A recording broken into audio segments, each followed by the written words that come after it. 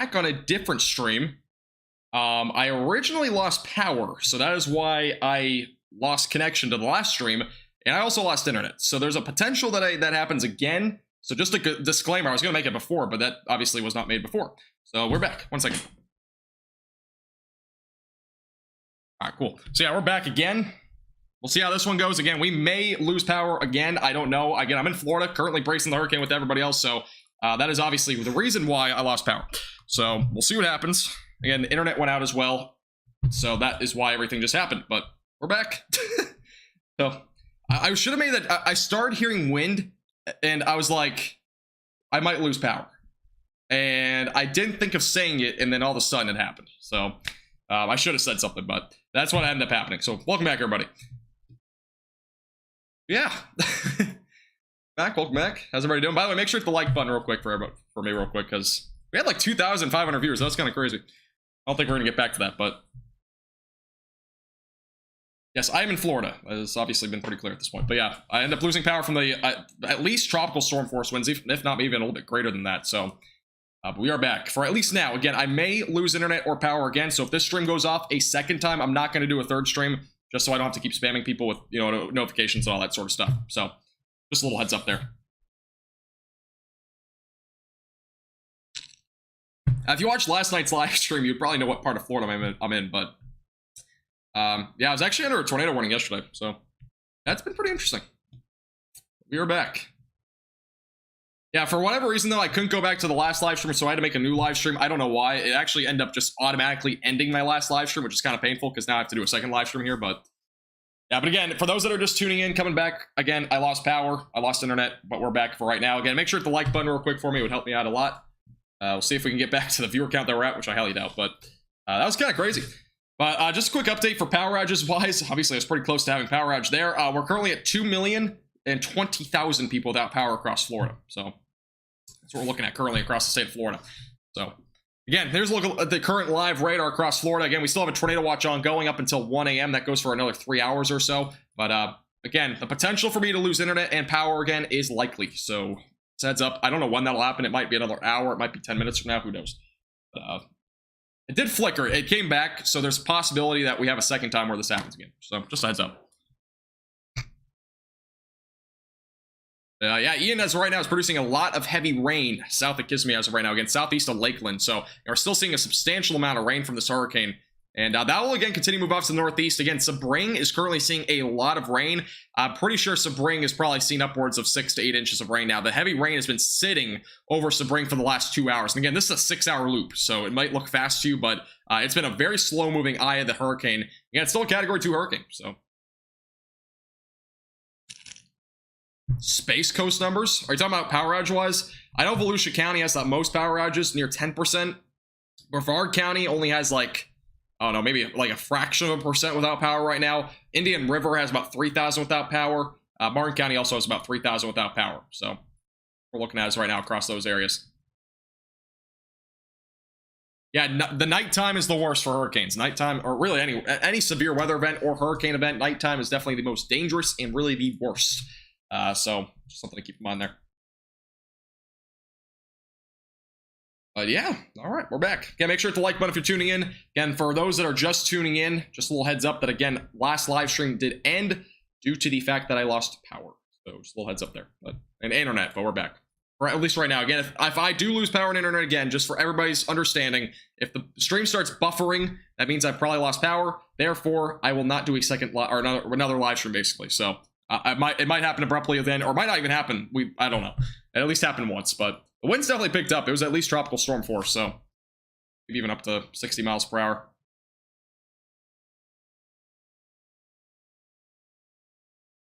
Welcome back, 1920s. How you doing?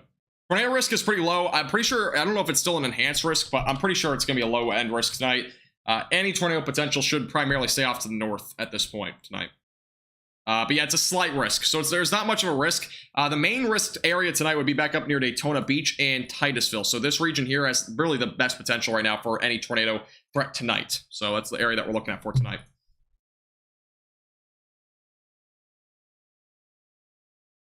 Gabriel, if you have a video, you can feel free to send it in on Twitter. I'll link that in the chat. And otherwise, you can send it on Discord, and Discord is linked down below.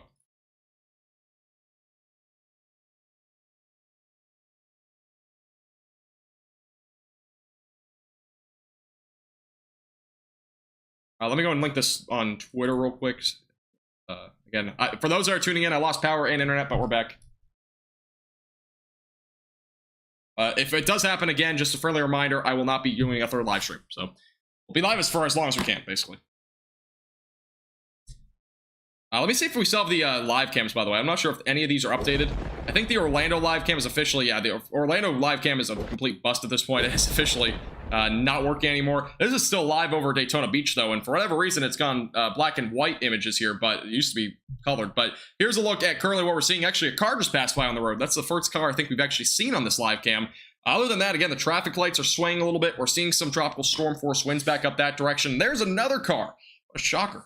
I'm actually kind of surprised because we didn't see any cars on the roadway, really. I think we saw one out of like the 5 different times we looked at it on the last live stream. We're still seeing at least 1, maybe 2 cars there on the roadway. So there's, again, not really that many people right now in the Daytona Beach area that are traveling, and that really includes all of Florida. So we haven't really seen anybody traveling at this point. Yes, I do plan on being live for really any, basically, I plan on being live at least through Saturday or so for any hurricane or tropical storm Ian coverage. So that would include the Carolinas as well. So.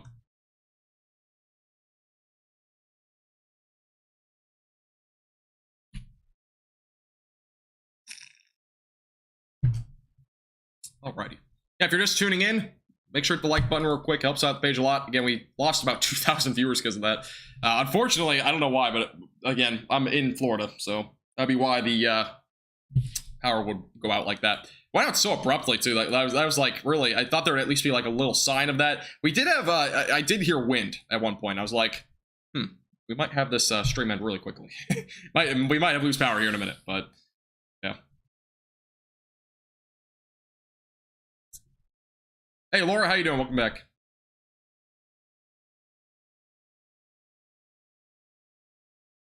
Hey, no problem, Megan. Appreciate you tuning in. No problem at all. Will Jacksonville get any severe weather tonight? Most likely not. It's probably just going to be light to moderate rain. Overnight, most likely be the same story. Tomorrow, there is a low chance for severe weather in terms of a little tornado threat. That will also be on the East Coast, but it's going to be pretty minimal. It's going to be basically the same area as today. With the current tornado watch, it's basically going to be in this area along the East Coast. That'll probably be more of a morning threat, though, I would say. Not probably that much of an afternoon threat. So, hey, Mike, how you doing? North Carolina tornado threat will likely be pretty low. We're not looking at much of a tornado threat there. It's going to be low overall.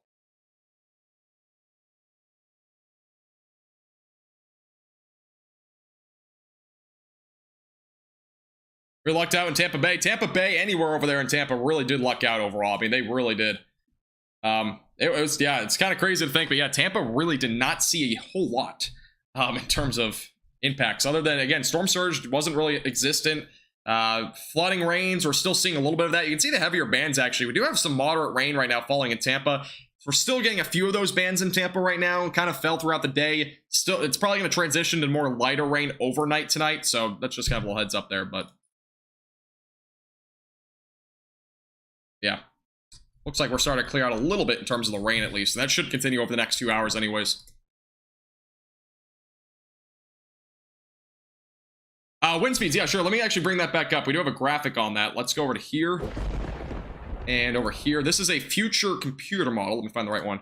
All right, so here's a look at the current estimated wind speeds overnight tonight. This is actually an updated version here. So you can see the wind gusts at least. This is an idea of what you can expect. So as of 10 p.m., which is, we're actually at 11 p.m., so let's go an hour later. We're still seeing some tropical storm force winds along the west coast. Closer inland, we're still seeing hurricane force winds as well. So this is actually a little bit of an underestimate there. But going into the overnight hours, closer to 1 in the morning, we'll still see winds pick up from about West Palm Beach back through Palm Bay. Eventually by 3 a.m., we'll see winds probably still pick up in areas like Daytona Beach, as far north as Jacksonville, Gainesville, and Orlando, all going to be beginning to pick up wind speeds overnight. Eventually going to tomorrow morning, wind speeds will really pick up along the east coast of Florida. Wind gusts could get upwards of 80 miles per hour, so power outages are definitely very possible there along the east coast tomorrow. And eventually going into the afternoon, a lot of the wind will still be along the beaches near Cape Canaveral as well as Daytona Beach. And eventually going into the Friday time frame, this tropical storm or maybe even a hurricane will move off off to the north into the Atlantic Ocean, and it'll eventually make a secondary landfall over the Carolinas. So that's what's forecasted as of right now in terms of the overall threat at this point, in terms of the winds and whatnot.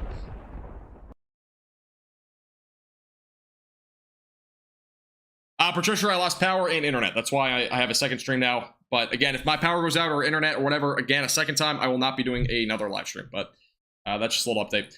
But overall, this live stream probably going to at least go for another, I would say, hour, maybe a little bit longer than that. We'll see. But the next National Hurricane Center update does come out in 7 minutes, so make sure you stay tuned for that. Yes, I'm safe. I'm good. Yeah, just a power outage from the Florida hurricane. That's all. Welcome back for those that are tuning back in. Yeah, if you haven't already and you're just joining, make sure to hit the like button. Again, we have like 2,000 viewers, so more likes will help it get out to those people that were actually watching. Fortunately, though, that obviously kind of power outages are not very good timing, but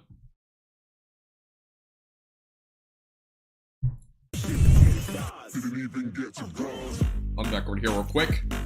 Yeah, we do have a live cam out of Daytona Beach still. The one in Orlando is officially gone. Just for a heads up there. All right. Hey, thank you, Just for YouTube, for the $20 super chat. I appreciate that a lot. Thank you very much. Hey, I'll try to be live for as long as I can. I can't guarantee any length of the live stream at this point because, again, I just lost power and internet. And if that happens again, I'm not going to try a third time because I don't want to spam people with notifications and stuff. So that was just kind of an unfortunate thing. Again, yeah, I'm basically in the track of this hurricane. So basically what we're kind of talking about is that I'm probably gonna lose power at some point again, but I'm not sure when that'll be. I'm hoping it's after the live stream. That's basically the hope at this point, so we'll see what happens though. All right, submitted a video of winds on Discord. Which chat is it in? It's in the photos. All right, it's here. Yeah, here's a look at the winds. Let me go ahead and get a video file of this. Let's look at the winds over in Orlando, and the winds are picking up there. See all the winds whipping, the rain, blowing rain there as well. So, again, cars there as well. You can kind of see those. But more than anything, just tropical storm force winds right now over there in Orlando.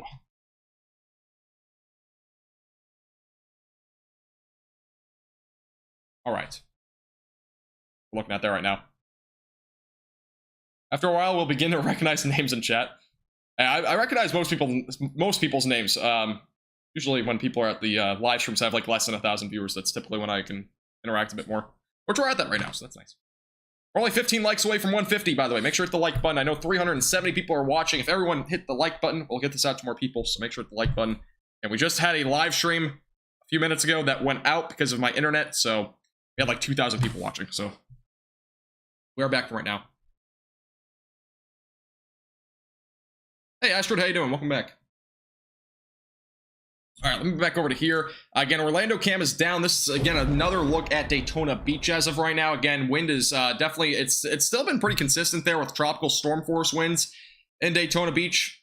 And you can kind of see there, the lights are swaying, the little lights there, and as well as, again, black and gray image. It was originally colored, so when we came back from, again, the second live stream, the colors, for whatever reason, changed. It looks like it keeps getting darker. I don't know what's going on there. But we don't have any cars on the roadways in Daytona Beach, it seems like, at least in this area. We haven't really seen that many cars traveling. And again, that's all due to the fact that we have, again, a hurricane basically coming that direction. So that'll be why we're seeing that. And again, the hurricane is not really there in Daytona Beach yet, but we're starting to feel tropical storm force winds up that direction. And some of these outer bands that are coming off the coast are bringing moderate to heavy rain. So that'll at least continue here for the next little while. So definitely something to kind of keep in mind there. Hey, no problem, Scott. Appreciate you tuning in. My pleasure. Thanks, Joy. I appreciate it. Thanks, Joyce. I appreciate that a lot as well. Thank you. So again, if you're just coming back and tuning in, again, we lost internet and power, so but we're back. So again, make sure to hit the like button and subscribe. And yeah, that's all I gotta say. Again, it might happen again. So just a friendly disclaimer. I'm only gonna say this one more time, but friendly disclaimer. I may lose power or internet again at some point later, or even in the short term. I don't know when it might happen again. So if it happens a second time, I will not do it a third time. So it's a little heads up. But other than that, we'll be doing live coverage. That's the last time I'm going to mention it, though. So, by the way, for those that are still here and you're here for this entire time, just make sure, if I do end up losing connection again, just make sure you tell everybody this is like the last live stream, power went out, that sort of thing. So, right now, we're going to be live. Again, I'll be live for as long as I possibly can tonight. So, thanks, John. I appreciate it. Yeah, again, I'm basically in the track of this hurricane in Florida. I'm with everybody else that might be watching right now from Florida, so just a little heads up there. I'm experiencing these conditions with you. It'll be, again, an interesting journey over the next 24 hours. Obviously, none of this is what we want to see, but we are still seeing a substantial amount of rain here, again, across central southern Florida. South of Interstate 4, again, a lot of rain here. We do have still an ongoing, currently at least, a flash flood emergency. That has now been condensed a little bit, so it's no longer a flash flood emergency. Here's the latest look at it. We had a flash flood emergency. It's no longer a flash flood emergency, but we've seen upwards of 20 inches of rain in this warning. I believe the highest rainfall totals were back down to the southwest near Port Charlotte, and back up this direction again. We're still seeing some pretty substantial rainfall right now back near Bartow and just out of the south of there near Highway 17. And yeah, again, south of Interstate 4 is where we're seeing, again, a lot of the heavy rain. We're still seeing a lot of heavy rain, too, back up in Orlando. And actually, a lot more moderate rain is starting to begin in those areas. So that will be something to watch. Again, Central Florida is an area that we could see upwards of a foot to maybe even a little bit over a foot of rain. And Daytona Beach is an area, again, that's been a bit of a pocket in a lot of the computer models, indicating we could see upwards of 2 feet of rain there. So that's an area that we have to watch for very closely. With all that moisture coming off the East Coast, bringing the showers and storms into Daytona Beach and along Interstate 95, that will become a concern for extreme flooding potentially over the next few hours. So definitely be something to watch there. Orlando squad, you in Orlando? Hey Beth, how you doing? Back.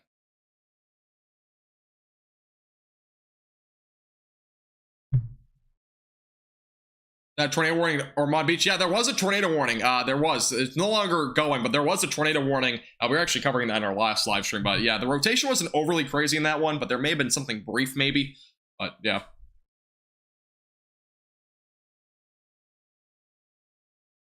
Yes, this hurricane does resemble pretty closely to Hurricane Charlie. One of the things, though, is that this hurricane had a much larger eye wall when it made landfall. So, had a much larger eye wall than Hurricane Charlie. Brought much more significant impacts there to the West Coast. Just a little kind of note there for comparison, at least.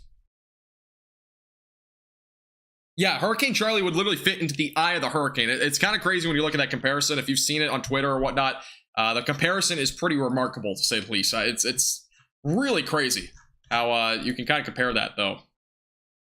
We do have our latest National Hurricane Center update, by the way, coming in. Again, our advisory is at 11 p.m. We are at 11 p.m. now. Hurricane advisory, again, 26, so 26 advisory. Ian is continuing to batter the Florida Peninsula with winds, storm surge, and flooding. It's expected to move into the Atlantic Ocean tomorrow. So basically what I've been saying this kind of live stream, or at least last live stream. We'll get an update on the wind speeds and all that here in just a moment. And actually, our latest is now, it's down to a Category 1 hurricane with sustained winds at 90 miles per hour. So it's starting to go in that weakening trend, but don't let your guard down if you're anywhere in Florida, because again, we're not just going to be worried about the wind concern. It's more about really just the flooding concern. Again, we're having a lot of these heavier bands of rain that just continue across central Florida and also along the East Coast up near Daytona Beach. We have a couple of areas of interest right now for the potential for extreme flooding going to overnight tonight into tomorrow. And not just that, we will see wind gusts potentially as high as 100 to 110 miles per hour for the next couple of hours near the eye of the hurricane. And eventually heading into tomorrow, along the East Coast, we very well could see the potential for upwards of maybe 80 mile per hour wind gusts as this makes basically goes out to sea. So that'll be something to monitor very closely tomorrow. Pressure is up to 972, by the way, so the pressure is going up pretty quickly now. But we are still seeing a substantial amount of rain here near the eye of the hurricane, which is still, again, a Category 1. So just a little note there. It's the latest on the update. I think we have a new cone as well, maybe shrunk a little bit. I'll take a look and see if we have that new cone of uncertainty. We'll see if that has changed at all. And the update has not come in, I don't think, or it has come in. So the latest cone of uncertainty now leaves it, so it's going to go into the Atlantic Ocean. That's the latest. It has not updated on my end yet. That'll update here in a couple minutes, so stay tuned. But we do have a new cone of uncertainty that has shrunk a bit. So it's definitely, at this point, it's basically guaranteed that this will go into the Atlantic Ocean as a tropical storm at the very minimum. As of right now, it's forecasted to go into the Atlantic Ocean as at least some sort of tropical storm, maybe in the mid-levels, and eventually go towards at least, it seems like, South Carolina or Georgia, as most likely a tropical storm or a very low-end Category 1 hurricane. There's a possibility it strengthens, but again, it's set to make, or go into the Atlantic Ocean basically tomorrow afternoon. And then eventually going into Friday, probably around the late afternoon, it's going to make landfall in South Carolina. That's the current forecast. We still do have hurricane watches in effect for the Carolina coast, so South Carolina and Georgia. It even goes back actually through Jacksonville. There's still hurricane watches. There are hurricane warnings in effect for Daytona Beach through Palm Bay. So those areas currently under a basically a hurricane warning. And then also, not just in addition to that, we do have tropical storm warnings in effect from North Carolina. So back up here for Wilmington, all the way back down through the coastline to Daytona Beach, or just about Daytona Beach. So that's the latest update on that. Again, the cone of uncertainty has shrunk, has not updated yet on my end, but it should in just a moment. So you get an idea of where you can expect this to basically kind of make a general idea of where it can make landfall here pretty soon. That's our latest update on the 11 p.m. advisory.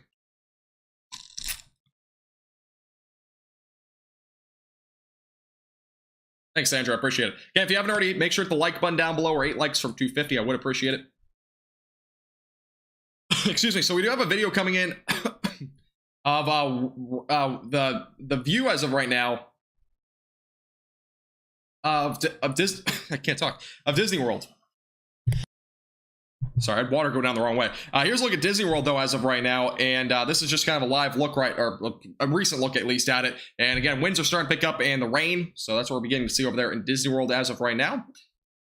Disney World's again a spot to watch for, again, potentially some winds upwards of 70 miles per hour in terms of wind gusts. So we'll have to watch that pretty closely. Let me go back over to, let's go back and see if we have a new update on the National Hurricane Center and see if I have that cone updated on here. Has not updated yet. We'll have that in a second. But it seems like the landfall is going to be probably either very far east of Georgia or into South Carolina. Likelihood of this making landfall in South Carolina is pretty high right now. So, latest update there. Also, we have an update on storm surge, I believe. Yeah, so we have a new storm surge forecast. Let's head over to that. This is the latest on the storm surge that is forecasted. And let me make sure this is in the box here. There we go. So this is a look at the storm surge. Oops. This is a look at the storm surge, the latest forecast. So there's a couple of updates to note. Basically, we're still looking at some storm surge upwards of 10 feet in the Charlotte Harbor. Tampa Bay is now down to 4 feet of storm surge. Anywhere from Suwannee River back through Tampa Bay, still down now to 4 feet of storm surge. Back down in the Keys, we're still looking at between 1 to 3 feet of storm surge here over the next few hours, as well as near East Cape Sable. A few of those areas, again, between 3 to 5 feet as well. On the East Coast is the next area of interest from Patrick Air Force Base through the Flagler-Volusia County line. We're talking about up to 3 feet of storm surge, as well as through the St. Johns River, potential for 3 to 5 feet of storm surge going into that river. 4 to 6 feet is possible from Flagler-Volusia County line back through about the Brunswick area of Georgia, and eventually going through South Carolina and as well as Brunswick. See between 3 to 5 feet of storm surge, as well as back into North Carolina. There is going to be a potential for 1 to 3 feet of storm surge up that direction. So that's the latest update on the storm surge across the coasts and whatnot that we can expect at least over the next couple of days. So that'll be something to watch closely, as that, again, the tropical storm goes into the Atlantic Ocean. Just a friendly reminder, by the way, if you're just tuning in, I lost internet and power, so we're back on a different live stream if you're curious on where I went.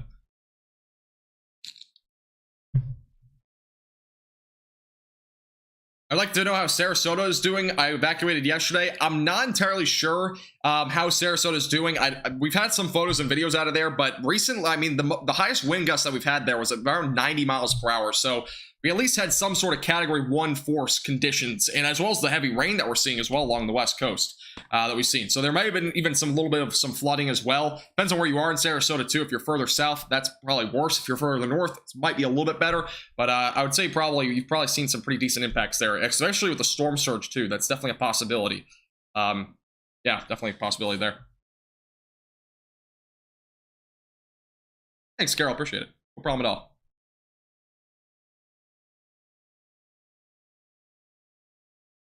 Melbourne tomorrow, most likely we're going to probably see most likely more than rain more than anything, but there could be a potential near Melbourne of maybe some wind gusts upwards of 80 to 90 miles per hour once this exits the coast. So that'll be something to watch. The winds would come out of the north, most likely in northwest. So there very well could be some high wind gusts tomorrow. That's definitely not out of the question. For those along the East Coast, again, near the Space Coast area, it's currently what we're looking at there. Yeah, this hurricane's very similar to Hurricane Charlie, and it really resembles it pretty closely. It is a very similar track overall. Again, this is another photo that we had earlier. This was out of the, this is a look at the flooded waters over the roadways. And again, we had a submerged car here. That's the car there that's submerged, but you, or at least was floating from the storm surge. But yeah, this is a dangerous situation. Again, you should never drive through water ever like this, especially when you can see nothing in terms of a roadway that far out. That storm surge is incredible, though. Again, back over on the west coast of Florida earlier today. That's where we saw that. In Volusia County, also, we're beginning to see some updates there. Again, Volusia County is seeing some high winds, actually. We're beginning to see some high winds in Volusia County. This is a look at that. You can see the palm tree swaying. Probably, again, 50 to 60 mile per hour wind gusts may be ongoing there. And that's, again, all due to the fact that we're seeing those heavier rain bands coming off the coast. So that's what we're, again, seeing over there in Volusia County. And that's the Daytona Beach region. So, and palm tree swaying and whatnot from the tropical storm force winds that are, again, extending as far north as Jacksonville right now. So, pretty crazy stuff.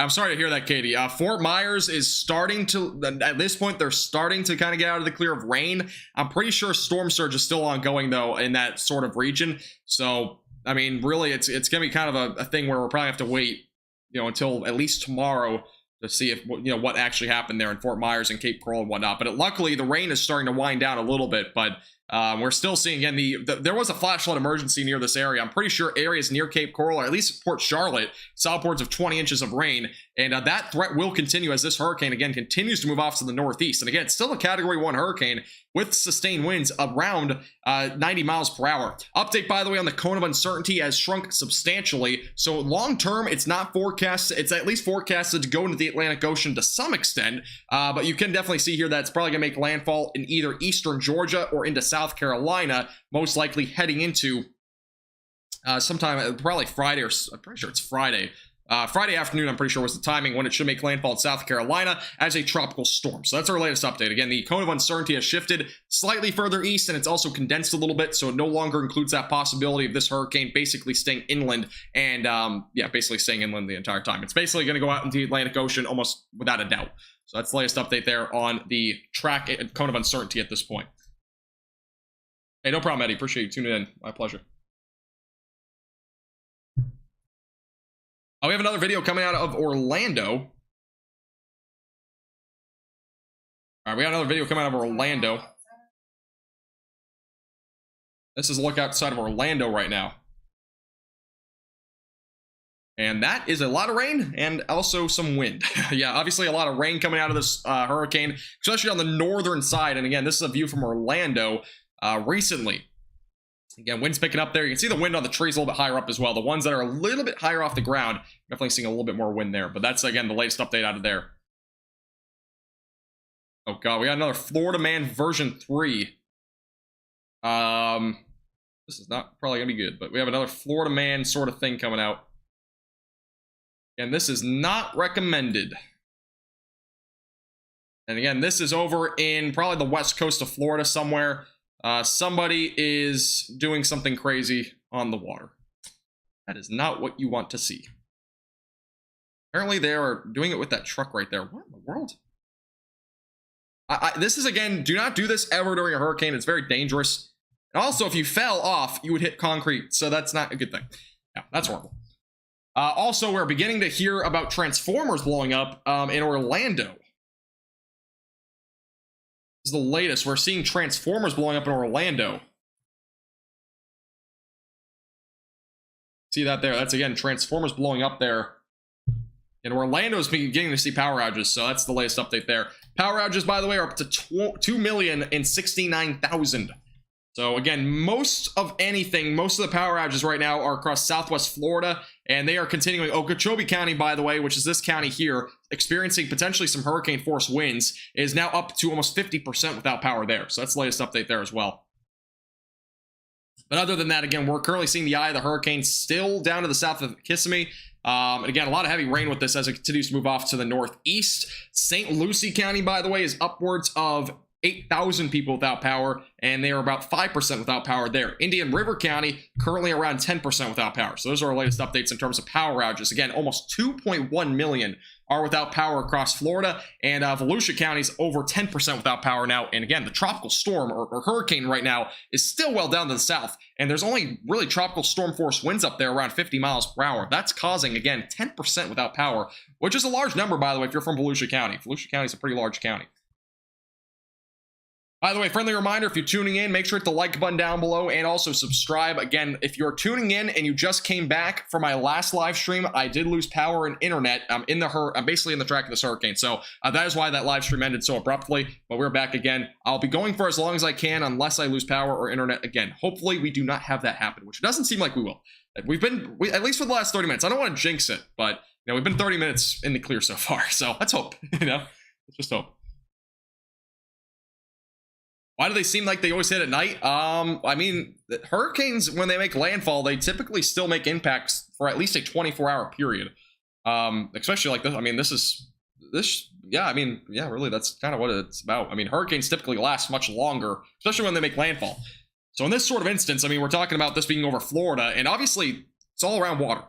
I'm hearing the winds pick up, by the way. That's not a good sign. So if I go out again, keeping that in mind. But the winds are picking up again. Let's hope we don't lose power again.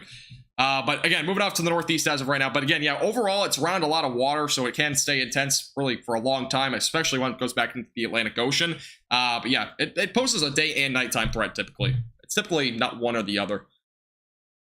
Especially since, you know, hurricanes can produce hurricane force winds, you know, for especially like a hurricane like this where it was a category 4 at 150 miles per hour upon landfall. It's still a category 1 hurricane with winds at 90 miles per hour. And by the way, it's been inland for about 8 hours now.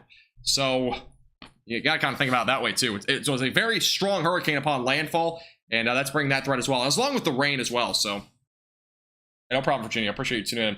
Let's hope. Hey, let's have all positive vibes in the chat about me not losing power again. I really hope I don't.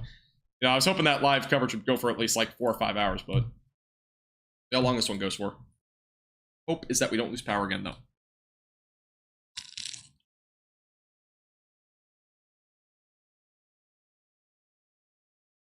Hey, thank you, Carol, by the way. Thank you for his service.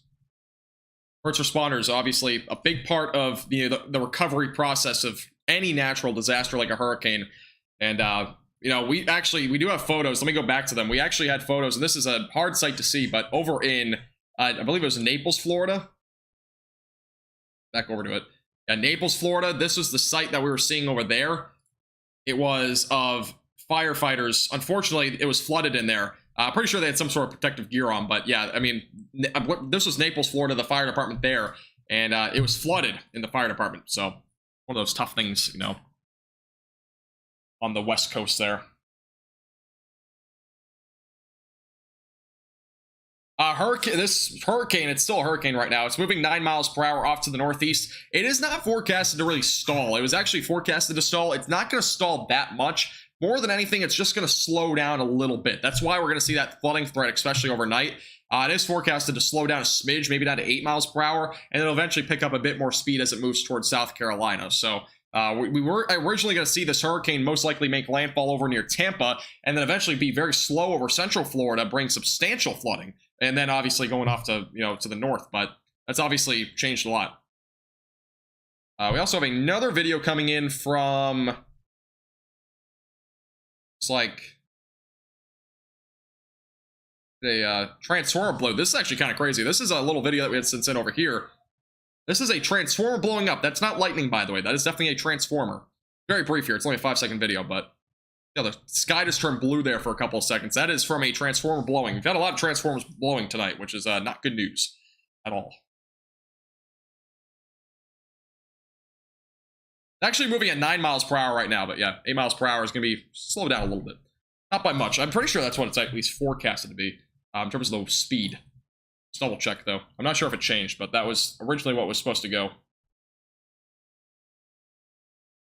Yeah, it's supposed to weaken overnight. Again, it's currently at a Category 1 hurricane with sustained winds at 90 miles per hour. Wind gusts, by the way, are still up to 115 miles per hour. So just keep that in mind. Again, we're still seeing very high wind gusts with this hurricane. It will weaken down to a tropical storm before it goes into the Atlantic Ocean tomorrow. Again, it's currently going to probably get down to around 60 to 65 mile per hour sustained winds near Cape Canaveral with wind gusts upwards of 75. Now, once it goes into the Atlantic Ocean tomorrow, we will still see potentially wind gusts upwards of 80 miles per hour along the east coast of Florida from Daytona Beach back through Palm Bay, and the flooding potential will increase in Daytona Beach overnight tonight. We've already seen a lot of rain up there, upwards of 5 inches in some areas, even up to 6, and we will see more rain overnight tonight as well. Yes, it might re-strengthen over water as it heads towards South Carolina. That's definitely a possibility.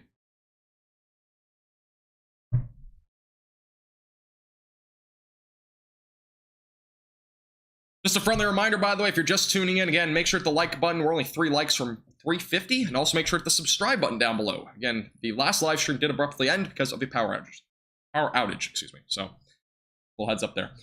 Yeah, I am currently in Florida with everybody else that's currently experiencing this hurricane. So, you're all in the same boat if you're in Florida right now in terms of the power outages, all that sort of stuff. Again, Southwest Florida has been absolutely pounded with power outages, so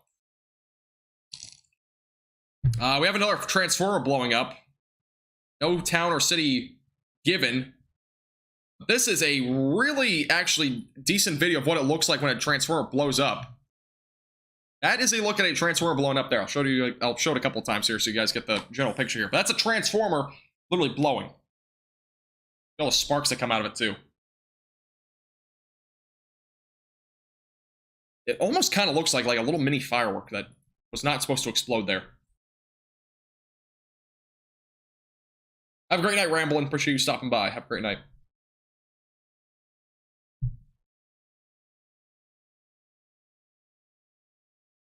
Yeah, mobile homes are very dangerous, especially during stuff like this, too, by the way. I mean, they are definitely a dangerous place to be, especially during hurricanes. And, again, it's still a Category 1 hurricane, which is crazy.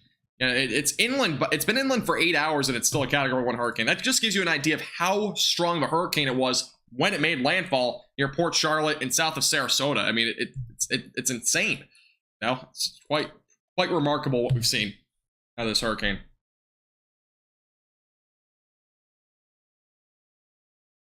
They're loud when they blow up. I've never experienced that before. I don't think most people have experienced a transformer blowing up right in front of their face, but I've never heard one blow up before, so.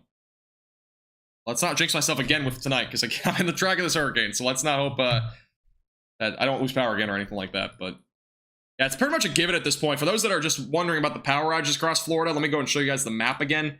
Again, power outage, or poweroutage.us, this is their little graphic here, but giving you an idea of how many power outages there are right now, there's 2.075 million people without power. That's a lot of people. That's almost 20% of Florida without power. Some of these counties like DeSoto County and Charlotte County, they are near 100% without power. Actually, DeSoto, I'm pretty sure, is like at 100%. Leake County is pretty close to 100% as well. Collier County, also around 80% without power. Hendry County, around almost 60 to 70% without power. Glades County is pretty close to 70 to 80% without power. Highlands County, is right around about 70%. Okeechobee County has been increasing, by the way. An hour ago, they were like at 5%. They're now almost to 50% without power. And along the Treasure Coast, we're beginning to see that too. Indian River, close to 10%. St. Lucie County, around 5%. Osceola County is pretty much right around about 5% right now, but that will increase most likely. Polk County is currently around 30%. Hillsborough County is closer to 30% as well. Volusia County is already at 10%. And Seminole County is near 15%. So again, we're seeing a lot of power outages. Again, credit to poweroutage.us with that graphic. But that's, again, what we've been seeing in terms of power outages at this point. Back over to a live cam. This one's obviously been frozen for a while. This is a look at Daytona Beach, though. Currently, it looks like we are, this traffic, actually, we've now lost this camera too. So we've lost 2 of our cameras that we had tonight. So it looks like for right now, again, the camera, we're having a lot of power outages across Florida. It looks like they're beginning to affect some of the live cams as well. So. Hey, no problem, Oz. Appreciate you tuning in.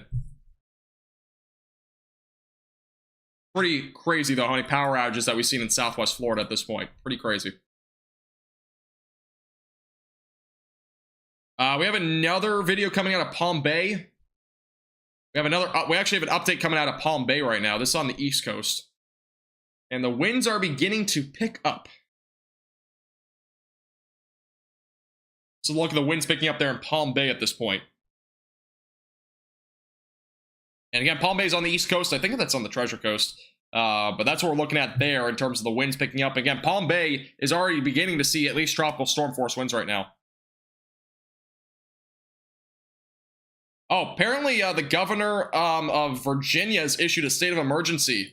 I didn't even realize that because of Hurricane Ian. So just an update there. If you're in Virginia, there's a state of emergency that's actually been issued by the governor. I did not realize that.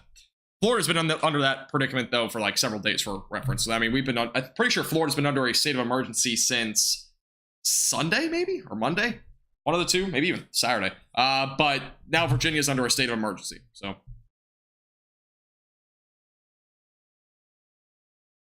hey guys, trust me, I'm not leaving anybody tonight. It's just if the power goes out, it goes out, you know? Hopefully it doesn't go. Again, the last live stream ended abruptly. For those that are just coming back, it ended abruptly last time because of internet and power both flickering off and on for about a minute, and then it came back. But we're going to be live for as long as possible. So if you have any questions, feel free to pop them in the chat. This will be a bit more interactive because we don't have 2,000 people watching in a chat that's flying right now. We have 1,000, so we're a little bit better right now in terms of the chat pace. But let me know again if you have any questions. Feel free to let me know in the chat. Patricia, I'm completely good. Trust me, I'm good.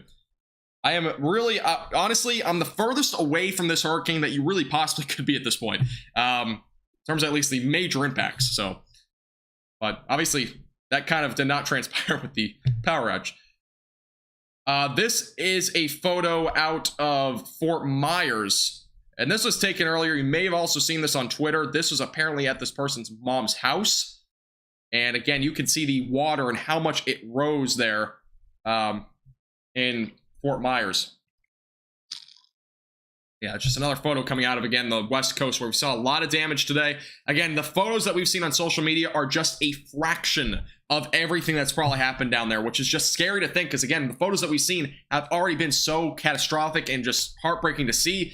But it's really not the worst that we're going to see. This hurricane, again, is not even over yet. We still have another 24 hours of storm surge on the East Coast especially. We're going to begin to see that start to ramp up soon. It's still a low-end tornado threat, but more concerningly, the extreme rainfall. We could still see upwards of 20 inches of rain near Daytona Beach heading into the next 24 hours, and we've already seen upwards of 5 inches there, and we're not even with the eye of the storm up there yet. So it's just a lot of things to keep in mind here. We're still not at the peak, and we are still not at the end of the hurricane force winds. We still have wind gusts upwards of 115 miles per hour near Okeechobee County. So we're still looking at the potential for really significant, if not even potentially catastrophic impacts over the next 24 hours here to portions of Florida. So don't think it's over yet, especially if you're anywhere still in Florida.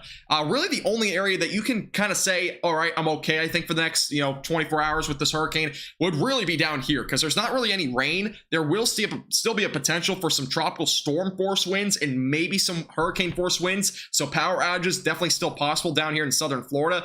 But more concerningly, power outages will continue and really increase along the Treasure Coast over the next 24 hours because of, again, the tropical storm force winds and hurricane force winds. And we have all the rain that's currently moving in to areas towards Cocoa and Daytona Beach. We're still seeing a lot of extreme rain. Again, all these outer bands coming off the coast are going to continue to bring that rain potential here over the next 24 hours. And again, the East Coast is going to still be hammered by this storm. Even though it's not going to be anywhere close to the same impacts as the West Coast, we're still going to see potentially some hurricane force gusts, at least, to areas between Daytona Beach and Palm Bay going into tomorrow after Hurricane Ian goes off the coast. So that's kind of what we're looking at, again, in terms of what we're going to expect here over the next little while.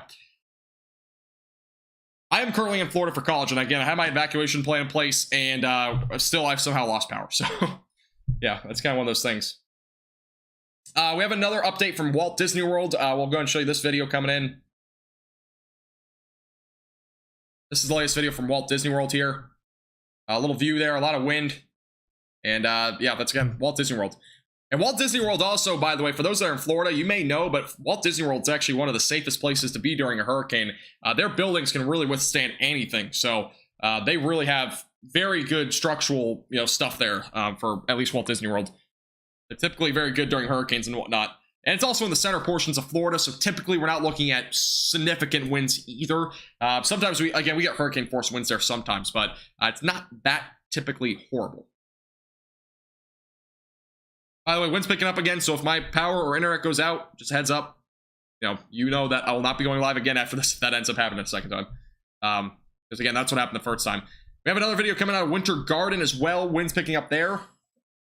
And rain's also picking up in Winter Garden. And again, if you have any photos or videos, feel free to send them in to me on Twitter. I will link that in chat. And also, we have a lot of storm photos and videos on Twitter as well. If you want to check those out, Twitter will be linked in the chat. Again, you can go check that out. And make sure to follow me as well if you're over there. A lot of photos and videos over there. And wind is picking up a bit, so just kind of heads up. I hope I don't lose power or anything, but definitely not out of the question. Again, the first live stream I lost power because of the winds. So yeah, I am in the hurricane, so we'll see what happens. Been pretty lucky so far.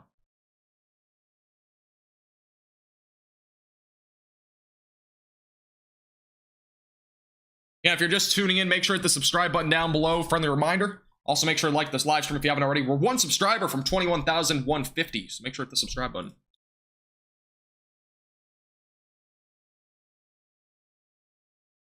Yeah, I do North Texas coverage, by the way. This channel, this YouTube channel, is nationwide. It covers everything in the United States. But over on Facebook, it's linked down in the description below. We do North Texas weather typically. This past week, I haven't been able to do it since I've been just so busy covering Hurricane Ian. But is Orlando a good place to be? I mean, there's better places. Orlando's probably going to be the biggest concern in Orlando right now is the potential for flooding rain. In that area, we could see upwards of a foot of rain, maybe even a little bit more within the next 12 hours. That includes what we've already seen there, so there could be some flooding issues.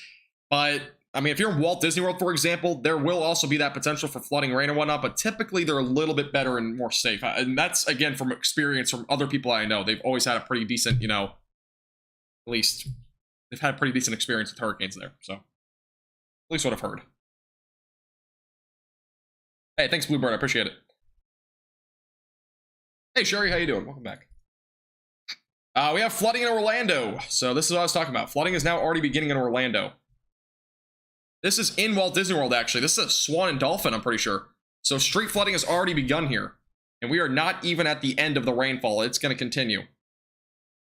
So the Swan and Dolphin, again, in Walt Disney World, is now seeing flooding. As I mentioned, again, Disney World is typically a pretty safe place to be, but flooding is becoming a little bit of a problem here in Orlando. It's at Walt Disney World. It's at a hotel, by the way. So, again, the latest that we have from there. The wind is so bad in West Palm Beach. Thank you for the report. Guessing the winds, actually, we could look at the METAR data. Take a look at the airports. I hear the wind picking up again, by the way, so just heads up. If I lose power again or internet, I'm not going to do a third live stream. If the live stream basically ends abruptly, that's what ends up happening. But hopefully I don't lose power. But again, that's what's going on right now. I'm going to be live for as long as possible, though. But taking a look at the METAR data down the Treasure Coast and the East Coast here. Winds are still tropical storm force right now in Southeast Florida. Back near Port St. Lucie, it's around 46, 48. So it's, again, tropical storm force. Okeechobee is upwards of 70 to almost 80 miles per hour at one point there. Also near Palm Bay, we're talking about 40 to 45. I know Daytona Beach has been as high as 60. Yeah, almost up to 70 actually at one point there in Daytona Beach. There was a 75 mile per hour wind gust somewhere there. Deltona, near Deltona, it's been near 50. It's peaked near Orlando around 60 as well.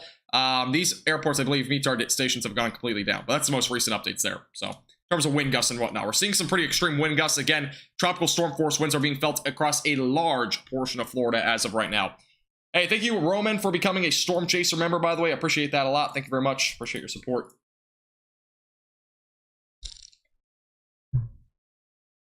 The highest reported wind I've heard of was 140 miles per hour. I am not sure, though, if we've seen higher. We probably have seen higher. Just that's the highest that's been recorded. But I'm not entirely sure if there's been higher or anything like that. There may have been. So, just a little heads up there. Cape Coral, I think it was somewhere around that region that we saw our highest wind gust. I'm not entirely sure what the exact town was. I know Sanibel saw some very significant storm surge early, so I don't know if they ever got an official wind gust there when the eye wall was making landfall, but that is definitely a possibility that we saw some pretty substantial winds there as well. That was an area where it made landfall. So yeah, again, this is basically, you gotta treat sometimes these sort of hurricanes like tornadoes. It's just a large tornado basically that's at least predictable. But yeah, still really right now, again, near Sebring right now, we're still seeing a lot of rain. Again, the center of this hurricane right now, it's still a hurricane, by the way. It's a category 4, it's still a category 1, hurricane. Sustained winds at 90 miles per hour, wind gusts up to 115 near the eye, but it is going to continue to weaken as it continues to move off to the north and east to a tropical storm level, and then eventually go back into the Atlantic Ocean. But again, that's the latest updates on that. Yeah, this is basically like a tornado that's just elongated across these areas. So the winds just continue here. Wilmington, North Carolina will see some impacts, Jacob, from Hurricane Ian. We are now seeing flooding in Daytona. Daytona Beach is an area that we're going to see more flooding tomorrow. We are beginning to see some flooding in Daytona. Here's a look at it right now. Again, a lot of... Looks like we're beginning to see some flooding there. A little bit of a ditch there, but we're definitely seeing some flooding now in Daytona. Again, we already have a video out of Swan and Dolphin in Walt Disney World of flooding as well. So we've seen some flooding in a few areas tonight. Most recent one there. We also have a four-wheeler that was flipped over, or 18-wheeler, excuse me, that was flipped over in Fort Myers. So if you want to check out that photo or video, actually, it's a video, you can check that out on my Twitter page. Again, that'll be linked in the chat once I can find out where my Twitter is. There we go. So if you guys want to check that out. I got a lot of photos and videos on Twitter, so if you have not already, you can check out my Twitter. Make sure to follow me on the way over there as well. We have a lot of photos and videos from storm damage, aftermath, and stuff like that over on Twitter. Try to show as much as I can, though, on here. By the way, latest update on power outages. Take a look. We're currently at 2.079 million people without power. Again, almost 100% of Charlotte County, DeSoto County, and Lee County on Southwest Florida are without power. So catastrophic power outages over that direction. Basically, you know, the whole entire power is just out across the entire coastline. Sarasota County, too, 90% or so. Or eyes up.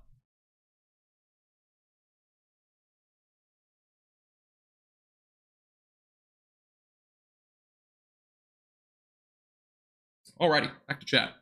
What's in store for Jacksonville? I like how you phrase that.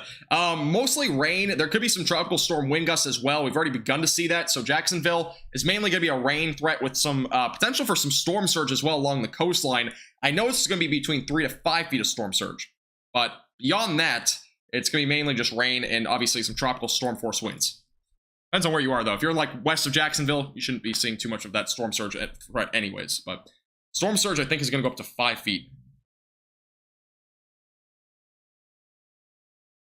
We have another video coming in out of Orlando. This is the current situation in Orlando right now. Winds are blowing rain. And again, this is an area that we've already begun to see some street flooding. Not this specific area, but one part in Orlando, back near Kissimmee, is kind of like the Bay Lake area, we've begun to see some flooding.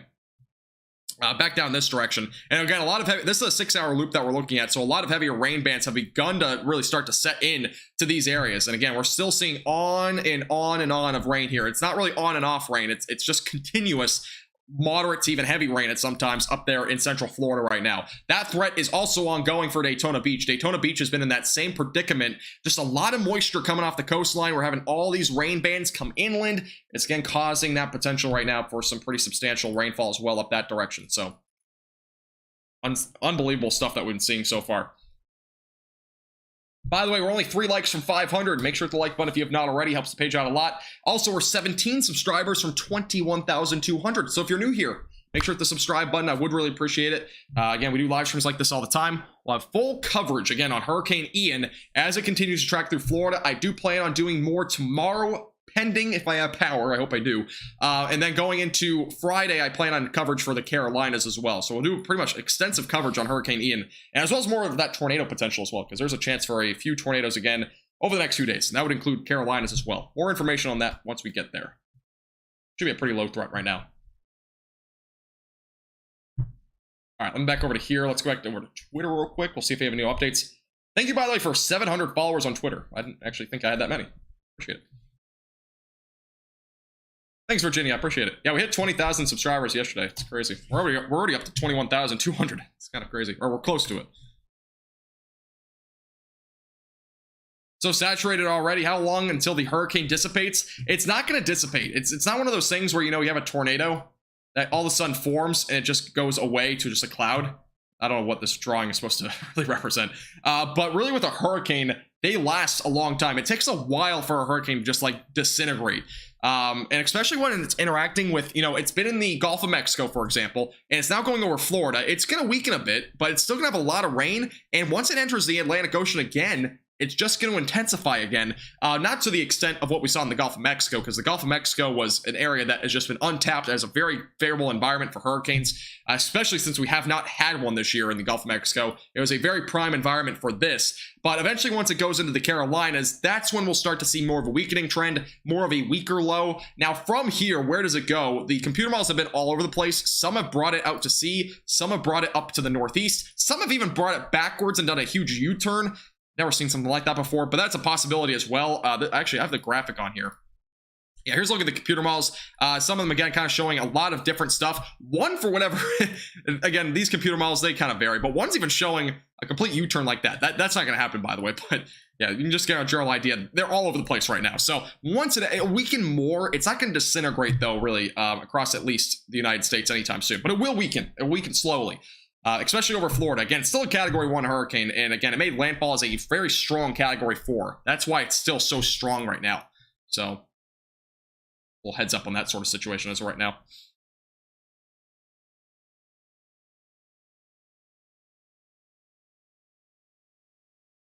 Well, the eye be right over North Carolina, Charlotte. That's way too early to predict where the eye of it will be. But overall, even if it got to that point in North Carolina, it most likely would not bring that much impact other than just some gusty winds and maybe some isolated power outages.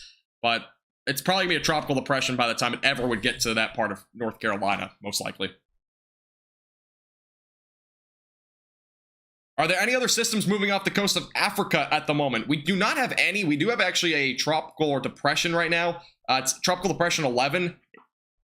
I might lose power, by the way, just heads up. But going off to the northwest as of right now, it's a possibility. It is a tropical depression. It was forecasted to become a tropical storm, but it doesn't look like that's going to happen. That's not going to impact the United States, by the way. Friendly reminder, again, I am in the hurricane basically right now, so if I do lose power or internet, I will not do a third live stream. I already lost it in the first one, so just a little heads up. But I'm trying to be live for as long as possible, so. But I would appreciate to make sure to hit the subscribe button. Again, I'm doing live coverage, even though it's a little bit dangerous right now, but we're only one subscriber from 21,200, so I would appreciate it. But other than that, again, keep you updated with the latest. Doing my best, though, to keep you updated with the latest on the live coverage of Hurricane Ian. Bracing power outages as well, because again, we've already had that issue once today. That was only like an hour ago. But we've gone an hour. We've gone an hour so far without it happening. So I've been lucky, but I do think I'm going to lose it sometime in the next 30 minutes. Or we're starting to get to that stage where I think it's going to start really getting pretty nasty out here. So let's hope for the best, everybody. Let's put some, like, you know, I don't know, smiley faces in the chat or something. Let's put some positive vibes in the chat so I don't lose power. Just hope. That's funny, Ro. Yeah. Oh, hopefully that was just your internet went off.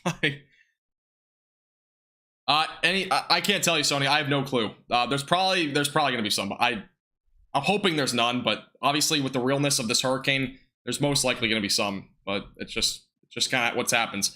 And when people don't evacuate, sometimes things go haywire. And again, along the southwest United States, or southwest Florida, I mean, from Cape Coral to Englewood. I'm hearing the woods really pick up right now, but back near Englewood and Cape Coral, that's an area that we saw a lot of storm surge, a lot of wind, all that sort of stuff. So, Patricia, by the way, you shouldn't have been timed out. I don't know why Stream Elements did that. You're good, though.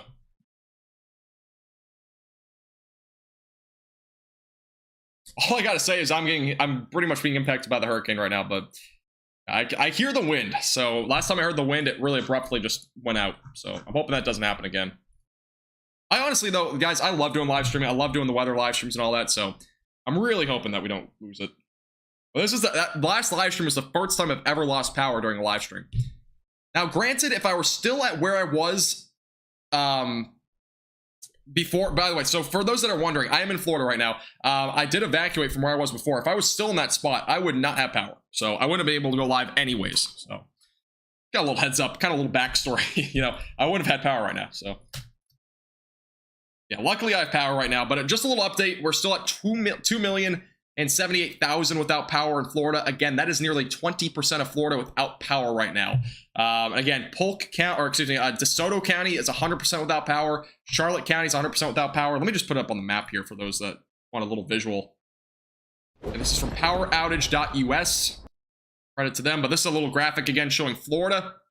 And the power outages across the state, all these red boxes are representing at least 60% without power, if not more than that. A lot of these here, these dark reds, are representing near 100% without power. So DeSoto County, Charlotte County, and Lee County, nearly 100% without power. Power outages have already begun in Okeechobee County, again, nearly 50% without power there now. Polk County is also up to 30% without power. Orange County is actually beginning to see power outages, nearly 10% without power. Seminole County is near 15 to 20. Volusia County is near 10%. Indian River County is near about 10% as well. St. Lucie County is also near about 5% right now. And back near Pinellas County is around about 20%, so, or 25%. Again, Tampa Bay kind of missed this hurricane in terms of the worst case scenario. So luckily, we've at least seen somewhat good news up that direction.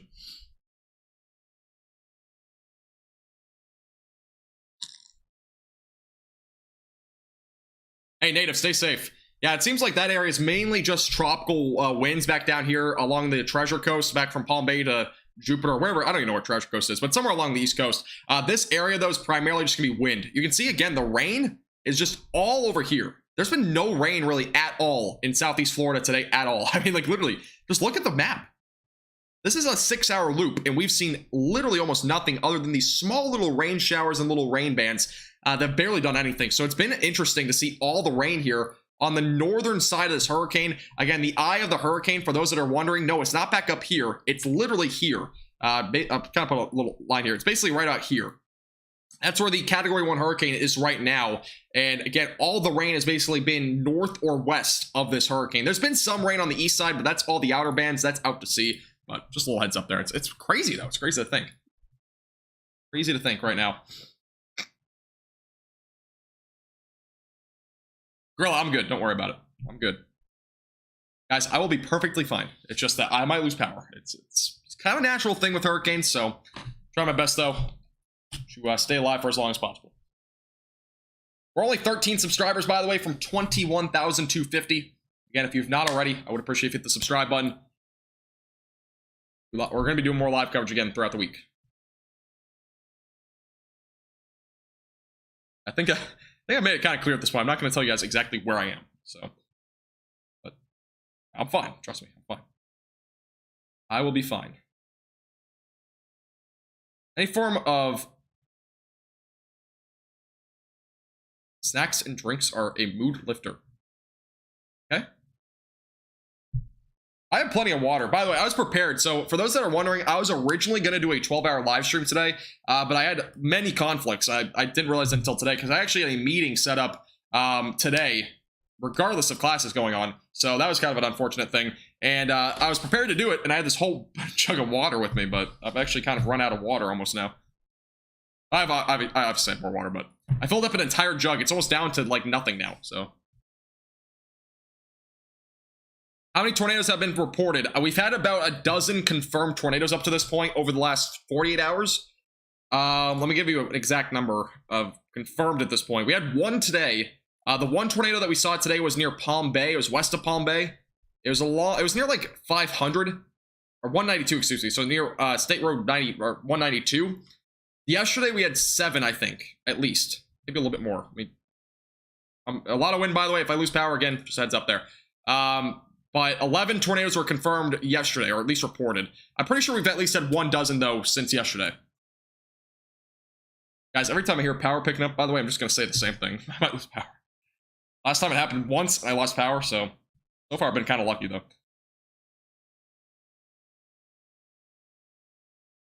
Oh, it's picking up big right now.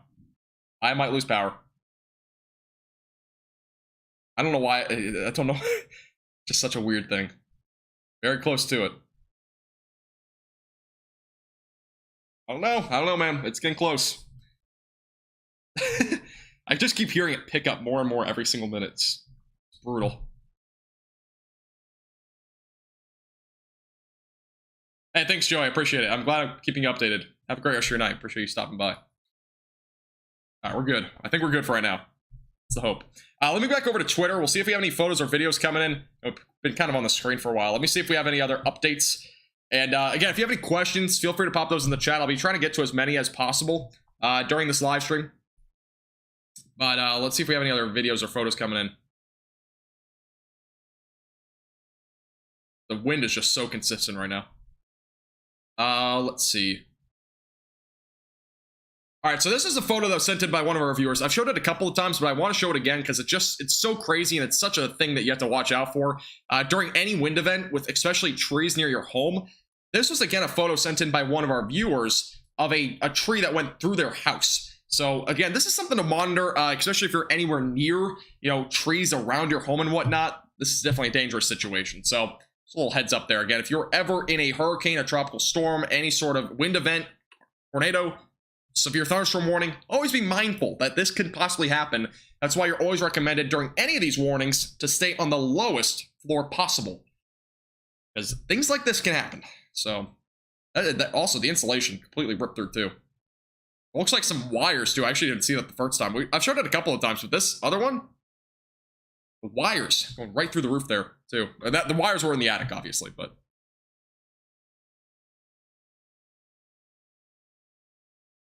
The hurricane is moving at about it's currently at 9 miles per hour. Again, sustained winds are currently around 90 miles per hour. So it's still a Category 1 hurricane. It's still a strong Category 1 hurricane right now. So, yeah, Florida homes typically don't have basements. I don't think, at least. I don't know if they do. I can't remember. We do have a brand new flash flood warning for Orlando.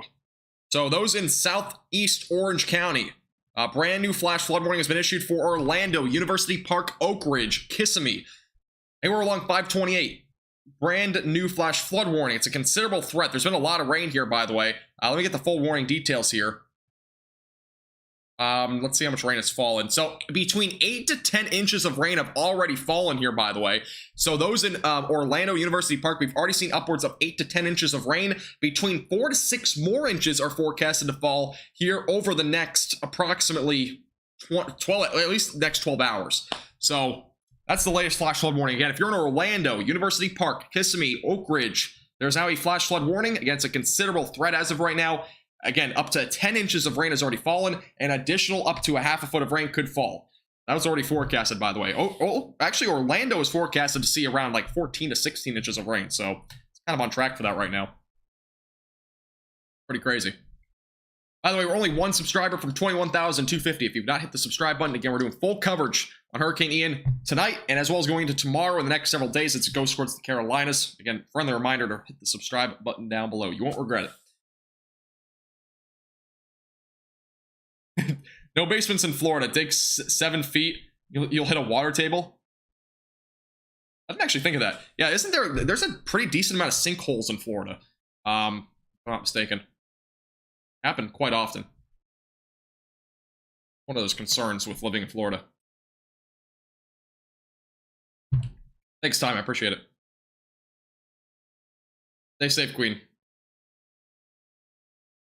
And flash flood warning was issued for Orlando. That's Orange County. It's also northern Okeechobee. No, it's not Okeechobee. I don't even know what county that is. Is that Polk County? No, it's not Polk County. I need to figure out my Florida counties with this. Let me figure this out real quick. Let's go to Florida. South of Orange County is Osceola County. So Osceola County, so northern Osceola County and southeastern and central portions of Orange County are currently under that flash flood warning. Again, up to 10 inches of rain has already fallen. An additional amount of rain is expected as well. Evan, probably not.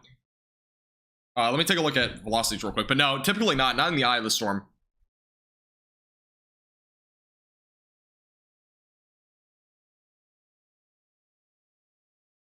Yeah, I know. The eye of the storm, yeah, for somebody, so Evan was actually asking the media crew person for me. He was wondering, so let's go to the high def radar real quick. This is an interesting little feature with the eye of the hurricane, and when it weakens, this actually does sometimes happen.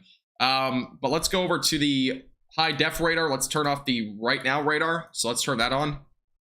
And that will load here in just a second. It'll load. Turn off, turn back on. But this is an interesting feature with the eye of a hurricane. So when it weakens inland, sometimes you can see these kind of like weird shapes. So this is a look at the high def radar. It looks a lot better, by the way, than the low def. But if we go through like the last like little while, I don't know if it'll show.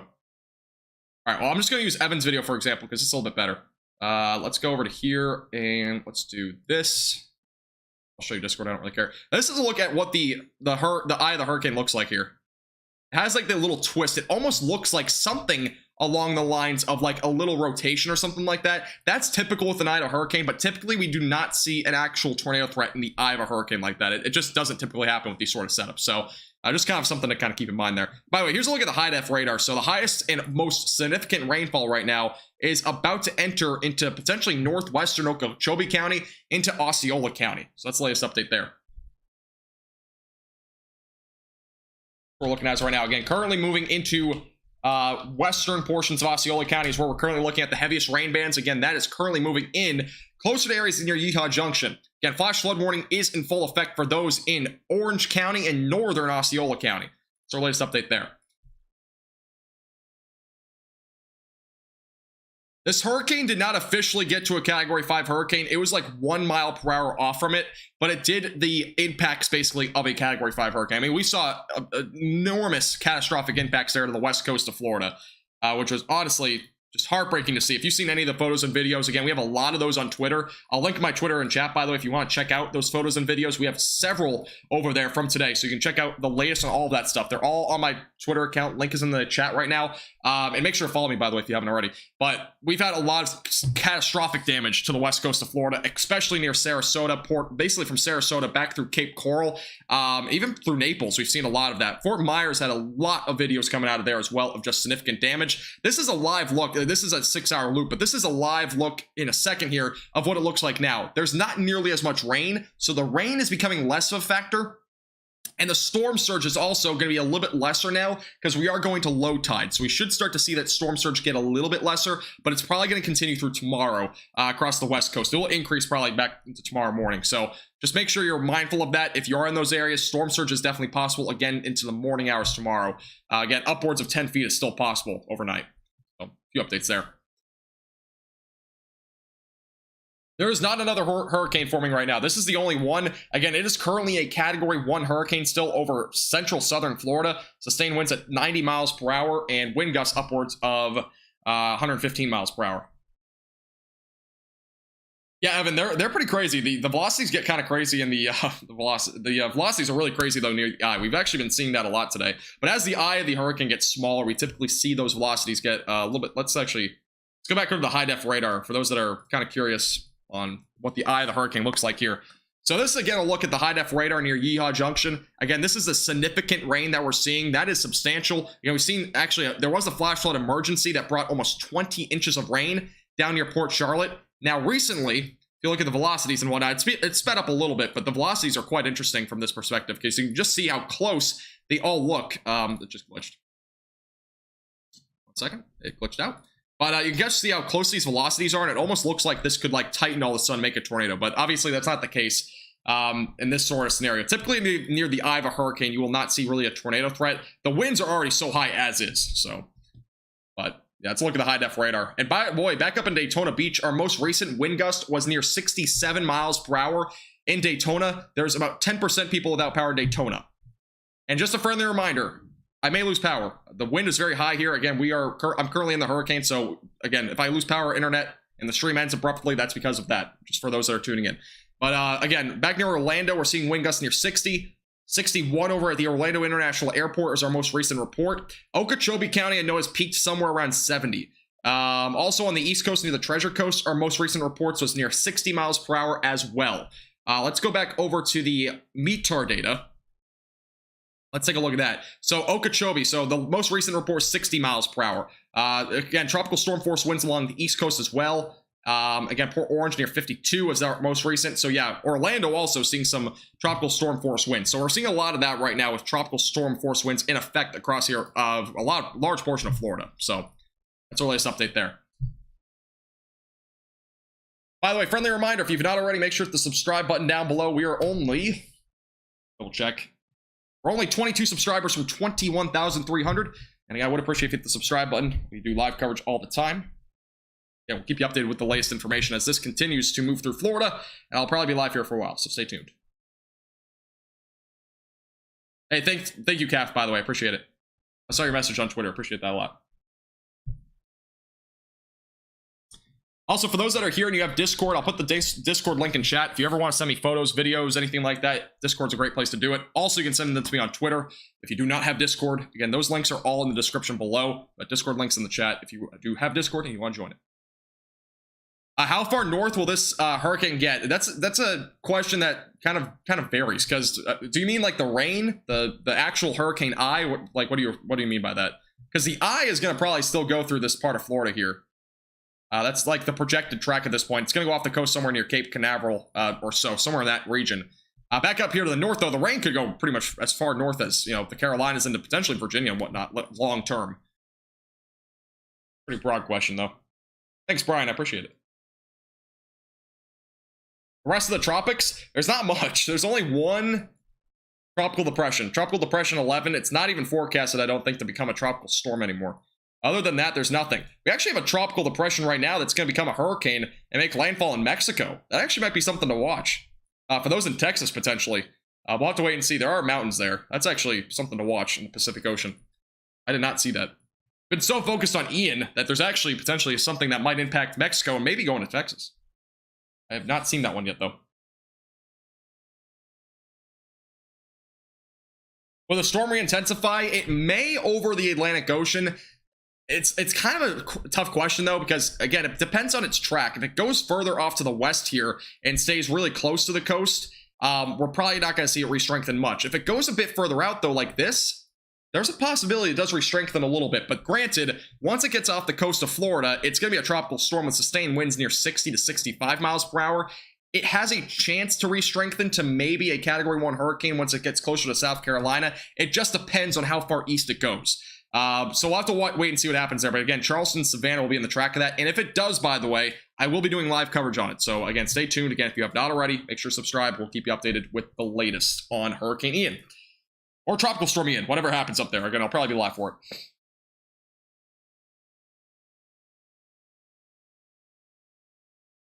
Florida did a state of emergency well before this hurricane even passed Cuba. So they definitely can do it far out.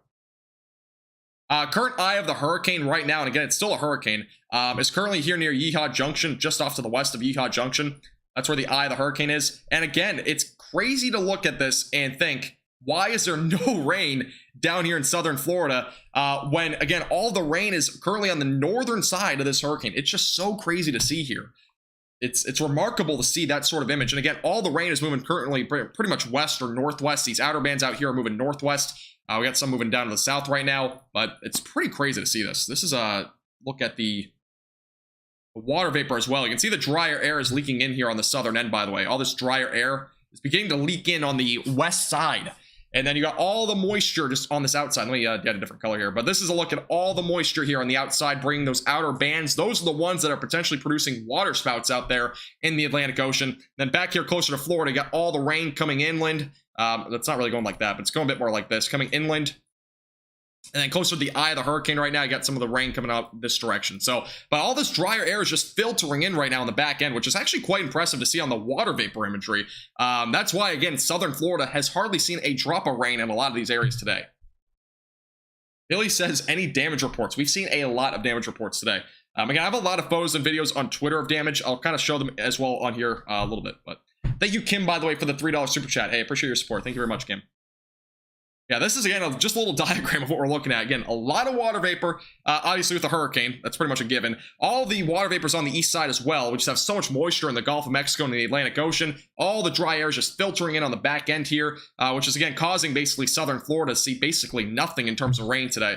Unless you're near Cape Coral or where it made landfall. Obviously, they saw a lot of rain. There was some showers this morning, but since this made landfall, there's just drier air that's kind of dominating now on the back end. So, actually, we can probably put this into motion if you guys want to watch it for a little bit here. Yeah, here's a look at the water vapor, how it kind of like changes here. So a quick little 6-hour loop. But again, you can just see that drier air that's ushering in behind it, which is quite interesting. It's quite remarkable to see this on here too. It's just it's a sharp divide too. It's not like a 50 or 100 mile, or it's not like a 200 to 300 mile divide. It's like a very sharp divide here with this hurricane. If we take off the radar too, you can see all the blues and whatnot. That represents extreme amount of moisture. Again, near the eye of the hurricane. So it's quite impressive to see that. This is then the loop that we had on here. Thank you, Rex, for the $5 super chat. Hey, I appreciate that a lot. Thank you very much. So Hurricane Ian is similar to Charlie, but Ian is probably worse than Charlie, that more because of the fact that it had a much larger eye wall, and the eye wall is massive. I mean, it was huge there near Sarasota. So that's really why it's probably going to be a worse hurricane overall, and it might also re-strengthen and crash into the Carolinas. So that's the concern too. So yeah, Charlie and Ian, I would say Ian's probably going to be the worst one of the two, most likely. Max velocity. Got a city for max velocity. Imagine. That'd be pretty crazy.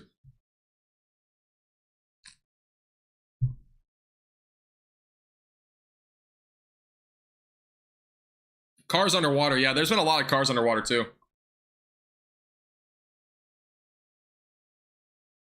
Back over to the, let's go back to the METAR data real quick. We'll see if we have an update on wind gusts here. And here's kind of, again, this is a 6-hour loop that we're looking at with the radar. And just one thing to note is you can see all these moving numbers. Well, they just disappeared. But the moving numbers that you'll see on your screen here are the wind gusts that we've been seeing. So let's go back a little bit closer to now. I guess they all decided to disappear. Let's put it back up. All right, so there you go. So this is a look at the most recent wind gusts reported at airports. Again, Okeechobee County about an hour and a half ago was near 60. The East Coast has been around 50 to 60 as well. Titusville's been near 30 as well. Daytona Beach has been up to 50. So pretty remarkable what we've seen there. By the way, again, there's a flash flood warning ongoing. If you're in Orange County or northern Osceola County, there's a new flash flood warning that was issued about 15 minutes ago. It's a considerable threat. We've already seen almost 10 inches of rain in this area, and we could see an additional 6 inches of rain as well. So the latest update there. Do we have an official word, by the way, from Reed Timmer about his Dominator car? I know a lot of people were talking about that earlier. My morning stream, a bunch of people were saying that he had to go take shelter or something. He lost his car, apparently. Hey, Steph, if you're still here and you mentioned me on Twitter, I actually saw that. Yeah, it's Jim Cantori was out in the Category 4 hurricane winds and whatnot, doing live coverage on the Weather Channel. He got hit by a tree branch, and it was on his legs, but he was getting blown away there. It was crazy. Thank you, Ben, for the $10 super chat. I really do appreciate that. Opinion on the North Carolina coast. North Carolina's coastline, most likely the potential for storm surge. You have to be further south more than anything, but if you're on the southern end there of South Carolina, there's a possibility for up to 3 feet of storm surge. So there is a possibility there. Otherwise, rainfall, isolated tornado potential will exist there.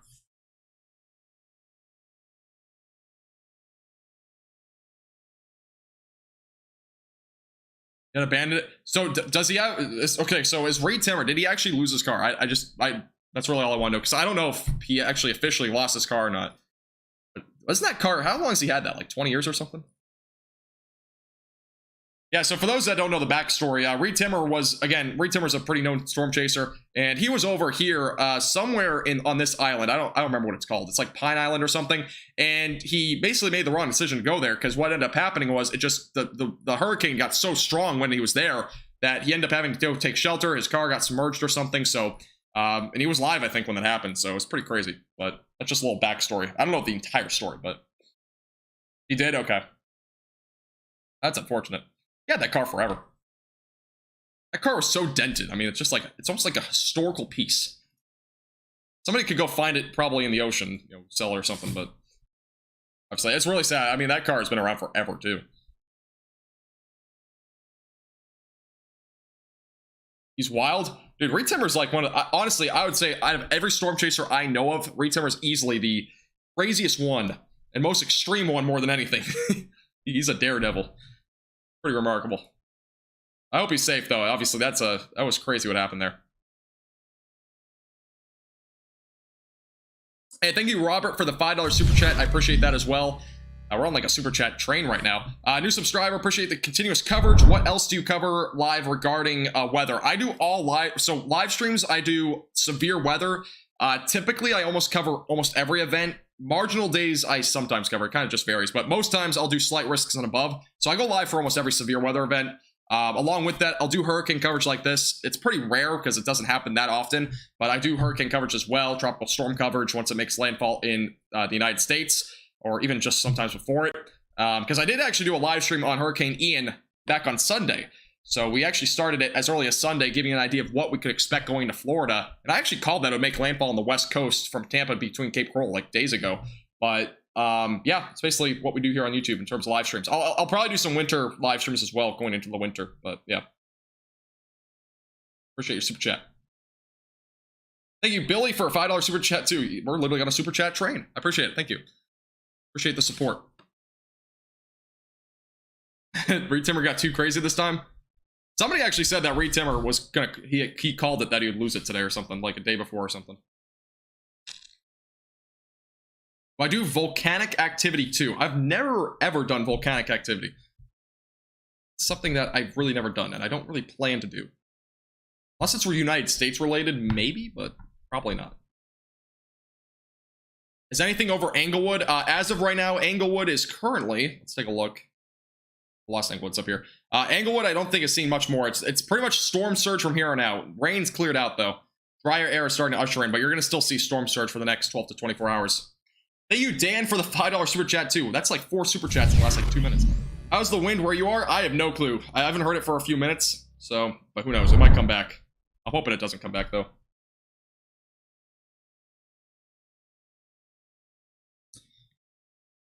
But yeah. I don't know what it is. I really don't. I couldn't tell you. It's been pretty high though. I mean, it's been something out there. I haven't heard it though in a few minutes, so good news. I can still be live here. So we'll see what happens though. We're about at the same point that my last live stream went to, so let's hope that doesn't happen again. Damage in other parts of Florida as Hurricane... Yes, there will be more damage. We're not done with Hurricane Ian. A lot of people think, you know, it's winding down. It's really not.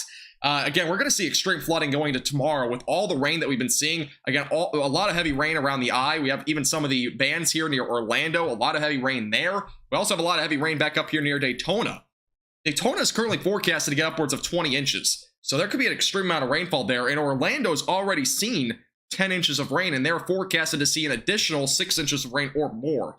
So at least the Orlando area. This is where we do have a flash flood warning, by the way, currently in effect. And let me actually go over to the high def radar. I'm going to change it over to the high definition radar here. Get an idea of what we're looking at here. So yeah, this is a look at the rain right now across Orlando and whatnot. You can just see all these like moderate to heavy bands. The yellows representing moderate rain. And we also have some of those reds in there. That's representing some heavier rainfall currently near University Park. Again, all moving off to the west. And it just keeps redeveloping from this hurricane. That's causing that potential for a flooding concern, especially for central Florida there. Back down to the south near Yeehaw Junction, this is where our absolute heaviest rain is. But obviously it's near the eye of the hurricane, so it would make a bit more sense. But again, that's going to be slowly moving off to the northeast, towards potentially going areas towards like Merritt Island, Palm Bay, potentially Titusville, going into maybe the next 12 hours. So that's the big concern right now, long term, with this area. But again, we do have a flash flood warning still in effect for Orange County and northern Osceola County. Main towns, by the way, included in cities is Orlando, Kissimmee, Winter Park, Wedgefield, Orlando International Airport, which is closed, as well as Conway. And that's basically, for the most part, it. Pine Hills, Union Park, a couple of other areas in there. But yeah, those are the main places included in that flash flood warning, which is, again, a considerable threat. FYI, by the way, we do have a tornado watch that goes up until another 50 minutes. It seems like that tornado potential right now is fairly low across Florida, but that's at least right now what we have. And again, that's on the East Coast. So from Port St. Lucie back through Daytona Beach, we did have a tornado warning about an hour and a half ago, I think, or 2 hours ago, back up near Daytona Beach, but we've had none since. Thank you, Billy, for another $5 super chat. Hey, I appreciate that a lot. We're, again, on a super chat train, it seems like. Hey, you too. I appreciate you tuning in. I'll keep you posted on North Carolina, by the way. Thank you very much. Appreciate the compliments. I honestly, again, I appreciate everybody that's here right now. I really do. Bottom of my heart, I really do appreciate everybody tuning into this live stream. And an interesting road. Again, I've been doing nationwide weather for maybe 4 months now. I did North Texas for 2.5 years, so I've been doing live streams like forever. I've been doing them for like 3 years, but I've never done nationwide weather up until 4 months ago, and I don't regret it at all. I mean, I honestly love doing live streams this often, and I love to interact with everybody, and I honestly love to keep people safe, so there's some of the big things that I honestly take a lot of pride in, so. And honestly, it's crazy. I mean, we were only at 2,000 subscribers 4 months ago, and we're up to almost 22,000. It's insane. So I do appreciate everybody's support a lot.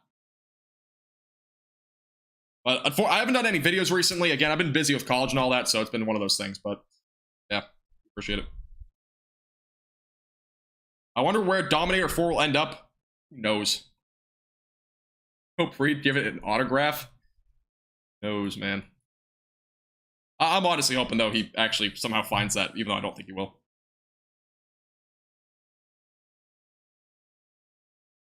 How far has the ocean, the storm surge is, I don't know how far inland it's gone, but for those near Cape Coral and Port Charlotte, it's probably at least gone a mile or two in, but it depends on what the landscape is of that area. I don't know the exact dimensions, though. We really won't figure that out until probably at least a few more days. Sierra, I'm going to school for meteorology. Broadcast field meteorology. Yep. My plan since I was like 3 years old, to be honest, so.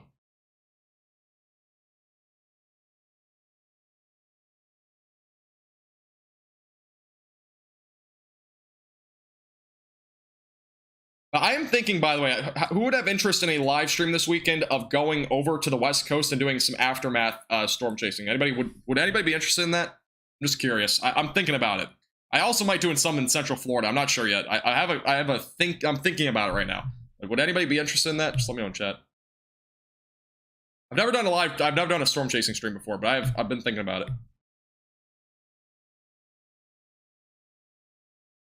it. Thank you, by the way, Tyler. Appreciate it. I didn't know that was a thing. But interested? Okay. I've never done a live stream storm chasing, so I'm thinking about it. It's not guaranteed, but I'm thinking about it. It does depend also what happens with Hurricane Ian, because again, if it goes into South Carolina as maybe a hurricane or something like that, I will probably do live coverage over that. But I may do some chasing. We'll see. We'll see. One thing to note is that I will need gas money for that sort of thing, but I'll see what happens. By the way, further reminder, if you're tuning in for the first time, again, make sure to hit the subscribe button down below. We're 11 subscribers from 21,350. I would appreciate it. Also, like the live stream. If you're enjoying the content, enjoying the live stream, I do appreciate hit the like button down below. Crazy how much we've grown in the last week, though. Rent a jet ski. Yeah, let me.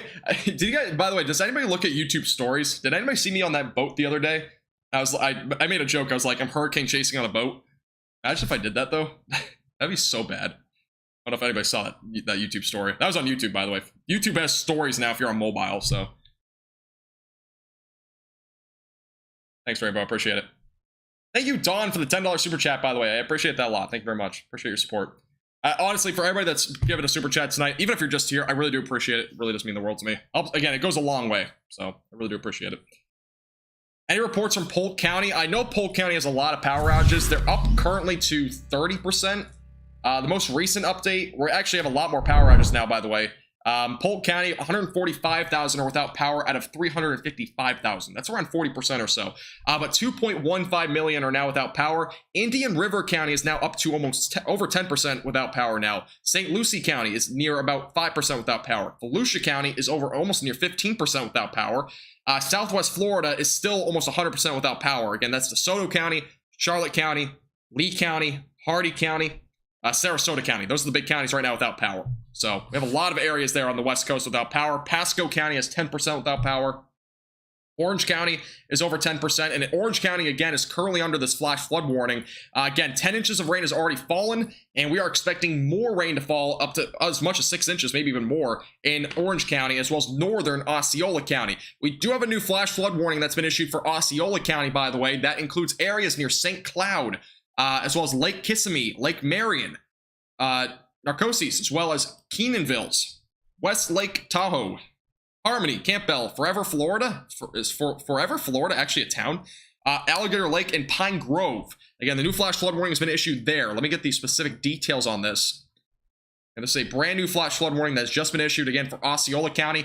Between 6 to 8 inches of rain has already fallen, and up to 6 more inches of rain will potentially fall. So, again, that's for those south of Orlando. This is, again, Osceola County. There's also an ongoing flash flood warning for Orlando. And, again, southeastern Orange County. That is for the potential for some flooding as well. Upwards of 16 inches of rain may fall cumulative over the next 12 to 24 hours.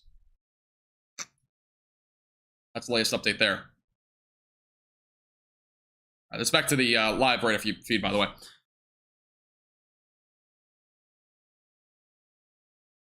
Okay, so does anybody know, is Forever, Florida an actual town? I need to look this up. Forever, Florida. Oh, it's a wildlife park that's temporarily closed. Oh, okay. That'd be why. I didn't realize there's a wildlife park. I thought it was a town. I was like, name that. I've never heard of a named town like that. All right, here's back to the look at, again, Hurricane Ian is still a Category 1 hurricane. Sustained winds at 90 miles per hour. I think at least. Let me take a look and see if we have another update. The National Hurricane Center may have posted a new update on sustained winds and whatnot. Hey, is Slippy still here? I don't know if Slippy's here. Take a look and see if we have any new updates on the latest. I had a link over here. Wind is picking up, by the way, so if I lose power or internet and my stream ends abruptly, just heads up. I will probably not be back, but let's hope it does not go out. I hear the wind picking up again. Let me go over to here real quick, though. Let me see if we have that update. It's getting really windy right now. I thought the power just went out, I'm not gonna lie. Let's see. All right, I have an update here. All right, so we don't have a new update yet. So the sustained winds are still at 90 miles per hour. So just heads up. Again, I'm in the hurricane area right now, so just a little heads up. Again, if I lose power, again, I will not be going live again. It happened in the first live stream tonight. It happens again. I'm gonna end it there. So just heads up. But again, I don't know if it's gonna go out, but it's getting pretty windy.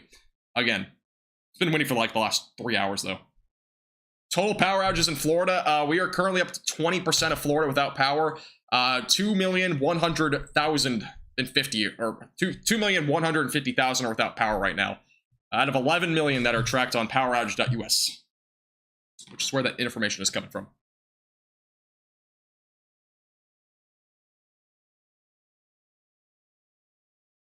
But just know, again, I'm going to be doing this live stream for as long as I can until I lose power, basically. So try to keep everybody safe and posted with the latest information. Again, we do have 2 flash flood warnings, one in Osceola County and one in Orange County. And just a little look at that right now. We have actually 4 total flash flood warnings. 2 of them being considerable down, or actually all of them are technically considerable at this point. So we are still looking at pretty substantial threats here. Again, upwards of 16 inches of rain may fall in the Orlando area near Kissimmee. And then in Osceola County, we have a new flash flood warning that was issued 4 minutes ago for St. Cloud, Lake Kissimmee, as well as areas like Harmony, Forever, Florida, which is a wildlife park, and as well as Campbell and Harmony and Alligator Lake. Those are areas included right now in that, again, flash flood warning. What if power never goes out? Well, the cap on this live stream will be like 2 a.m. So probably at 2 a.m. We'll see. It'll be like the latest I go, but we'll see what happens. So I honestly hope the power doesn't go out, though, you know. And it's getting windy again.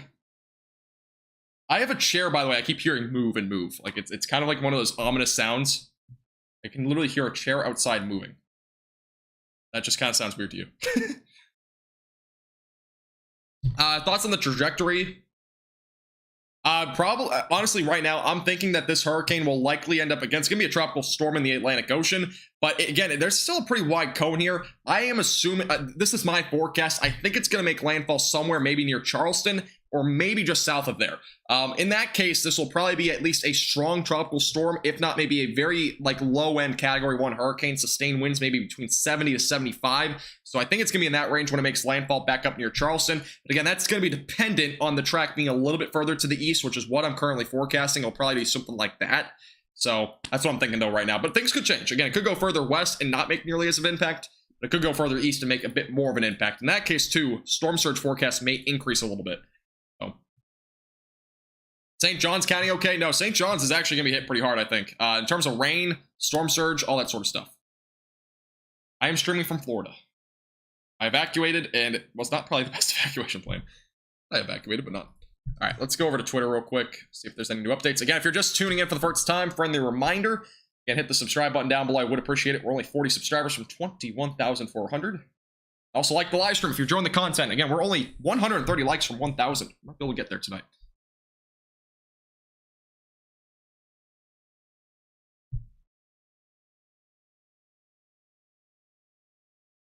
Cocoa, Florida is actually going to get probably hit by this big rain band. That's where the eye looks like it's going, by the way. If you take a look at the last few hours, the eye of this hurricane, at least the heaviest of the most substantial rain near the eye, seems to be moving that direction towards Merritt Island, Titusville, Cape Canaveral area. But also we have all the other rain with a lot more moisture off to the north that's producing even more like heavy rain as well. So we're seeing flooding already in Orlando. I've seen a lot of street flooding videos that have been coming in. Again, we have a few of them. I'll try to see if I can show them again. Daytona Beach again is seeing some pretty substantial rain as well right now. They are going to see some flooding most likely going into the overnight hours. So that's a big concern right now over at least the short term here in Florida. Thank you, Ban, for the $5 super chat. I appreciate that. Deliver for UPS tomorrow at 9:30 a.m. And let me figure out where that is. Never heard of that.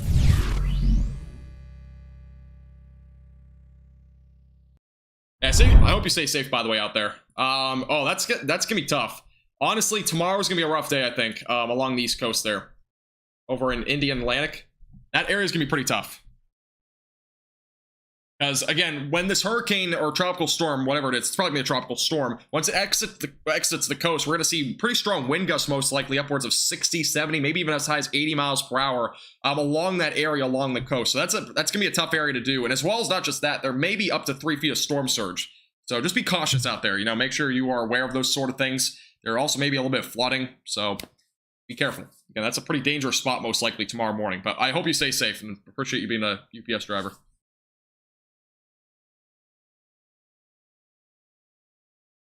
Yeah, where's everybody watching from right now? Let me know in chat. You don't have to say a specific location if you don't want, but I'm just curious. Where's everybody watching from right now?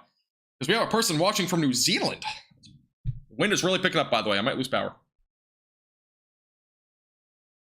I've been saying that like every 5 minutes, by the way, but it just keeps happening. I'm surprised, by the way, because the first power outage I had and the first internet that went out, it was weird because the wind was not nearly as strong. It wasn't nearly as strong. It's a lot stronger now, and it's, for whatever reason, I don't know. Really strong, though, right now.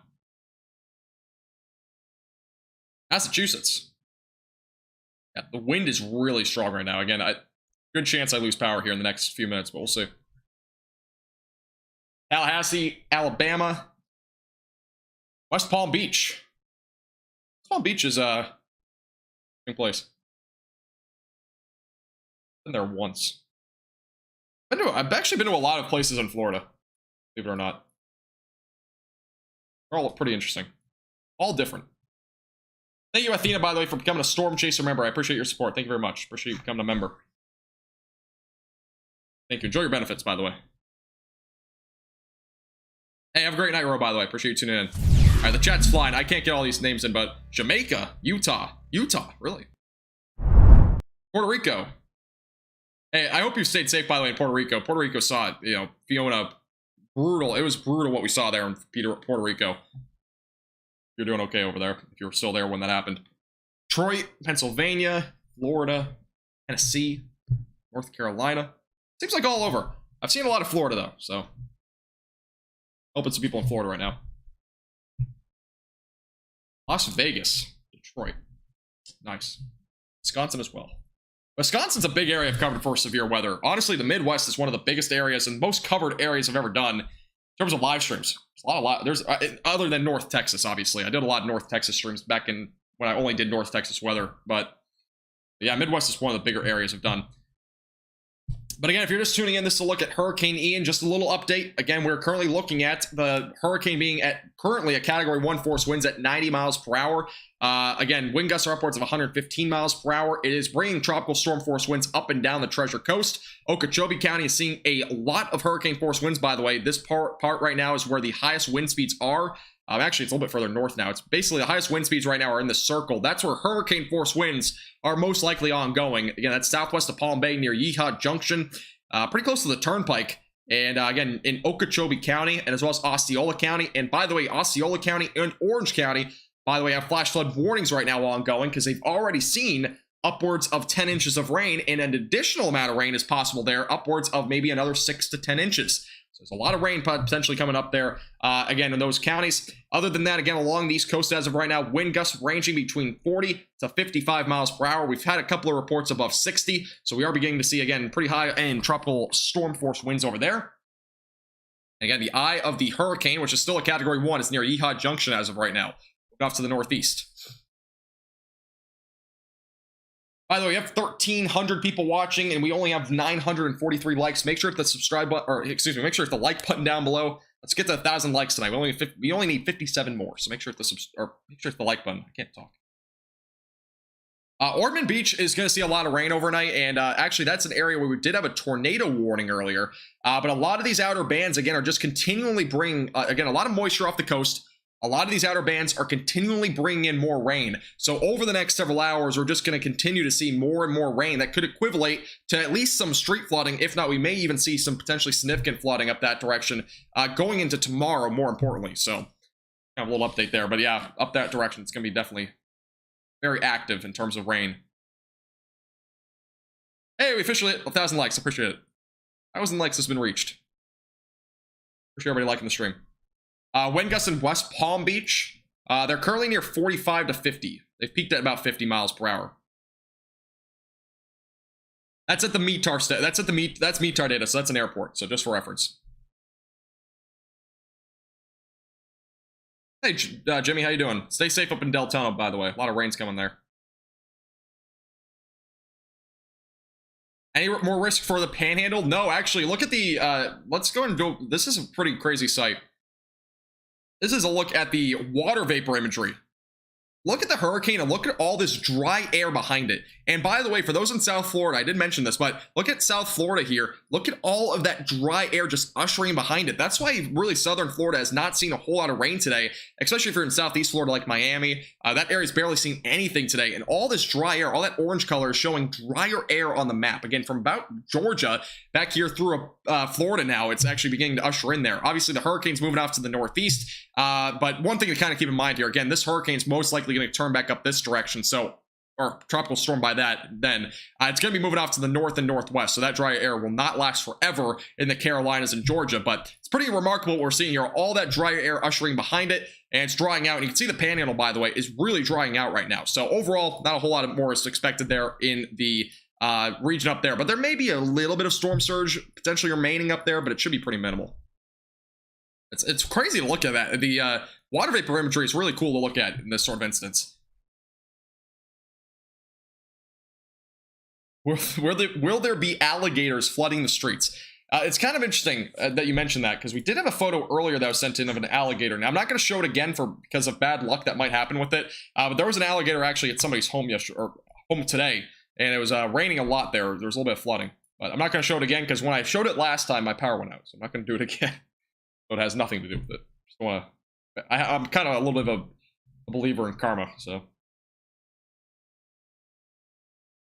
By the way, we're only 5 subscribers from 21,400. Again, if you've not hit the subscribe button, I would really appreciate it. We might even be able to get to 21,500 tonight. Again, we have 1,400 people watching. Make sure to hit the red button down below if you've not already. It's getting windy out there, so again, I might lose power. Just heads up, or even internet.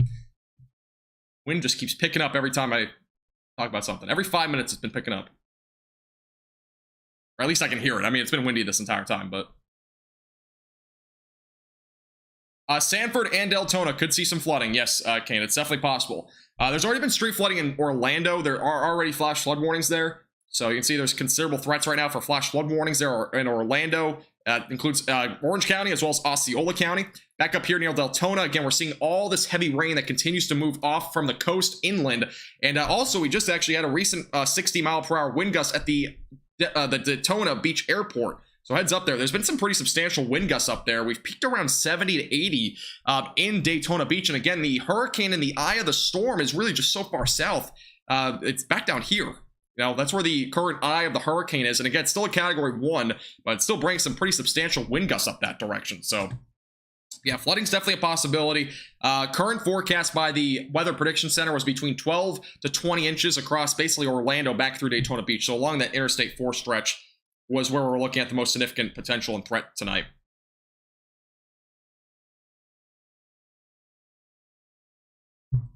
Hey, Casey, stay safe. I've seen a lot of Transformers blowing. I've really seen a lot of it tonight.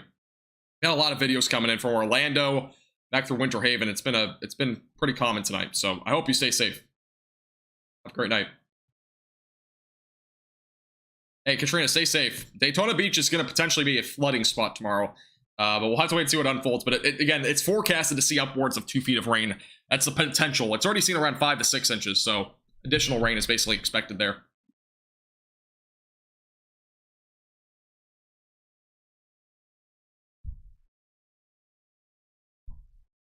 Paul, let's just say it wasn't a good decision. say it was not probably the best decision, but it was a better decision than my other plan, to be fair. So yeah, so I did evacuate again. For those that are wondering, again, I had to evacuate in Florida, and I probably could have made a better decision, but it's fine. Hollywood, Florida saw a tornado yesterday. Just what? I think it was like 2 miles south or west of Hollywood. There was a tornado yesterday. There was a tornado. There was some pretty decent damage too. Delray Beach saw a tornado too. If you guys haven't already seen, by the way, you can go to my Twitter page. I have a lot of photos and videos on there that have been retweeted and whatnot, so you can check all of the storm damage out. I'll link it in chat. Make sure to follow me too if you have not already. Go check out some of the photos and videos on there though, because there's a lot of crazy stuff.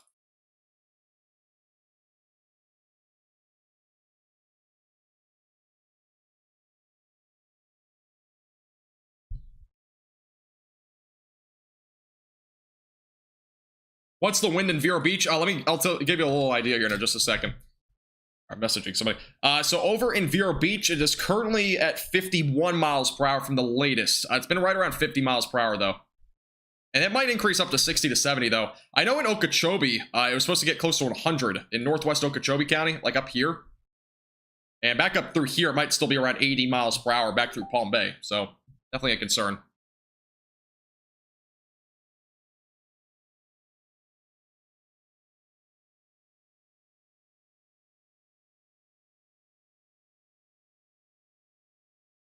You live in Fort Charlotte? Where's Fort Charlotte? Is that Florida? Let me figure out where that is first.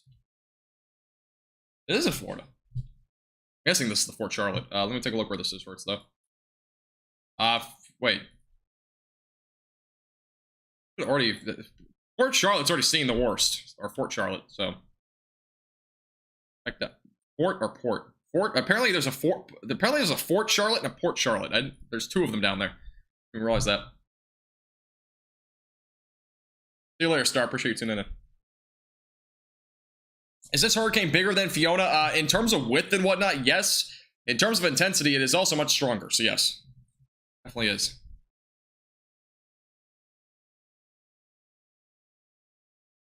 What's the word on Orlando? Right now, Orlando is currently seeing some flash flooding. Here's again a zoomed in look right now. Orlando is currently seeing some flash flooding upwards of 10 inches. That's at least what we've seen so far. Again, we've seen some street flooding there.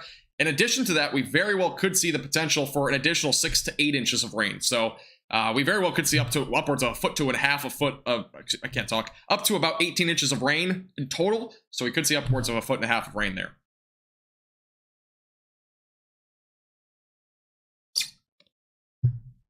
If you live on a lake, are the winds worse than what is recorded? Casey, that is definitely possible. Because of buildings and whatnot, there can be some manipulation in wind speeds. There's occasionally that is a possibility. Because at the surface, in comparison to like 50 feet up, the winds are completely different. If you've ever, okay, so for example, this is actually kind of an interesting little lesson for those that might not be aware. So a lot of the winds that we get are surface winds. And let's go ahead and say, for example, we have a bunch of trees here, and then this is where you're recording your wind speed.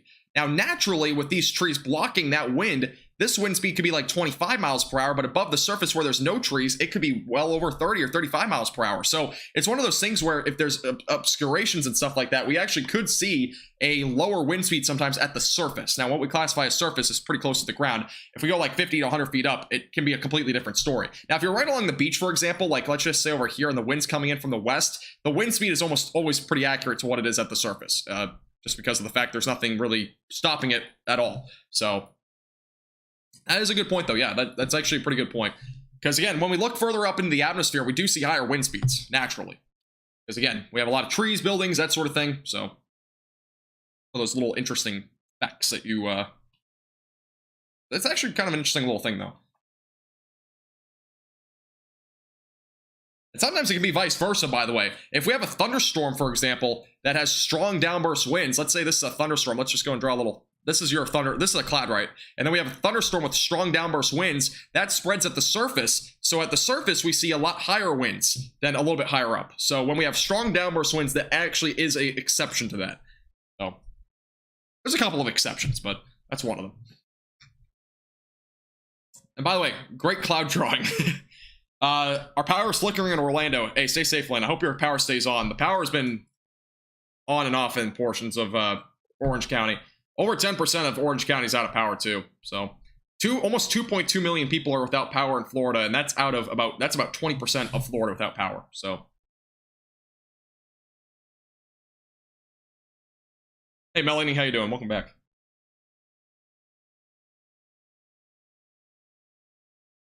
But yeah, I do plan on doing some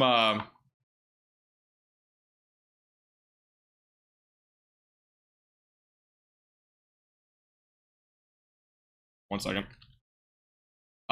Wait, what's the question again? I missed it. Jacksonville's primarily going to be a little bit of a rain threat, some storm surge as well tomorrow, as this hurricane and really tropical storm more than anything moves into the Atlantic Ocean.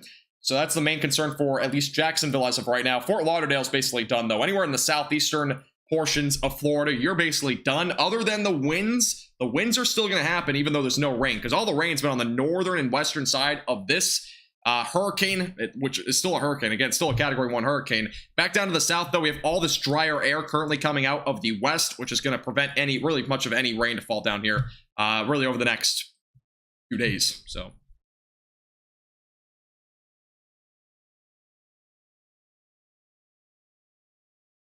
Lisa, where are you at? Or like, what's the general area that you're talking about? Because the eye of the hurricane right now is still back over here near Yeehaw Junction. So, I mean, the winds are still fairly high over here, and they get lower the further northwest, south, or whatever you go. Gainesville, yeah, Gainesville's kind of on the cusp of some rain. Seems like the overall impacts, though, should be pretty minor there. Mostly just some, some wind gusts and a little bit of rain. You might get some tropical storm force winds. You'd be on the cusp of it, though. You've been to Yeehaw once. Are you talking about Yeehaw Junction? What's that Yeehaw Junction? Kind of hard to say quick. West Palm Beach is also the same way. Again, West Palm Beach, primarily just a little bit of rain and wind. That's basically it. Rain should be pretty minimal there. No problem, Gary. Again, this is a wide view of this hurricane as of right now. Got a lot of the rain is currently on the north and west side of it. Again, a lot of drier air ushering in. And again, this is the look at the water vapor imagery where you can clearly see a lot of the dry air is ushering on the back end. So that's why we're not seeing really much of any rain on the southern end of this hurricane. It's starting to kind of cut off here on the southern end. So it is starting to kind of weaken a little bit along with the obviously being over land. And also you can see all the moisture coming out of the south on the other end of the hurricane. And also the outer bands, which have been bringing some water spouts as well off the coast of Florida, primarily way out to the east, though. So not something you really could see from the shores, but pretty interesting there. Lots of wind gusts in West Palm Beach, not much else. Thank you, Steph, for the report, by the way. Appreciate it. Nothing is at Yeehaw Junction? Is it not that big?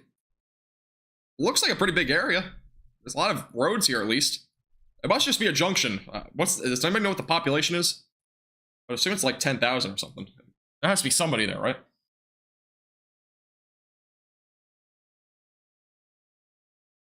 Hey, Southern, how you doing? Orlando's primarily going to be a rain threat as well as a damaging wind threat. Tropical storm force winds likely.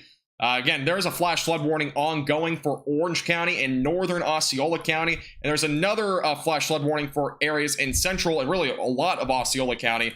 Main concerns, again, rain has already been up to 10 inches in these areas, and there could be an additional, potentially more rain than just that. There might be up to like 18 inches of rain, potentially in Orange County. Osceola County might get up to 14 inches of rain, somewhere along those lines. So that's currently the big concern.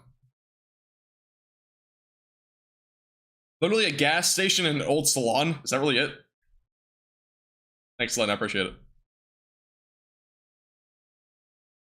Terrell, pretty much there will be a little bit of storm surge tomorrow, so keep that in mind, or technically today now. So there will be some storm surge, so just keep that in mind. Other than that, I would be concerned about the flooding potential, because there is definitely going to be a flooding potential in Daytona Beach. There's a half-demolished historic hotel. Yeehaw Junction. That's interesting. Yeehaw's in the middle of nowhere, not much at all. Okay. Actually, I'm curious, what's the population? It shows pretty large on this map, so you'd think it'd have a... It's a population of 240 people? That's it? It's 244 now. Apparently it's grown. I feel like it would be larger, honestly. That's like it looks like a pretty large area, but it must just be literally there's a little junction. I mean, it has junction in its name, so... Interesting.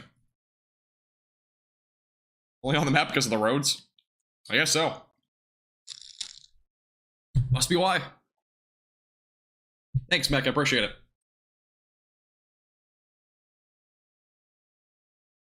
Again, if you're just tuning in for the first time, friendly reminder, hit the subscribe button down below. I would really appreciate it. Again, we are currently actually only 4 subscribers from 21,450. And we're only 54 from 21,500. If we can hit 21,500, that'd be the last goal for tonight in terms of subscribers. Some guy literally took a jet ski on the hurricane. Actually, I do have a video of that. Let me find it. I'll go and show you guys again. If you guys are just tuning in, it's a pretty interesting video. Not recommended, by the way, to jet ski during a hurricane. But we do have a video of it somewhere. Let me find it. All right. Here's a look at the jet ski.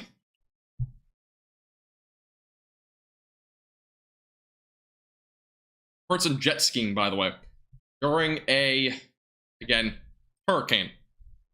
Again, do not do this, but this is just another scenario of where people are not making smart decisions. And again, if this guy fell off that jet ski, he would probably be very injured, because again, that is a lot of water. That's just concrete under there, not a whole lot of water. So again, no, never do that. Never do that at all.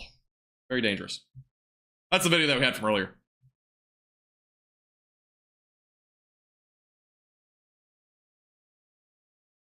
Orlando's going to be mostly rain with tropical storm force winds. That's the main concerns there.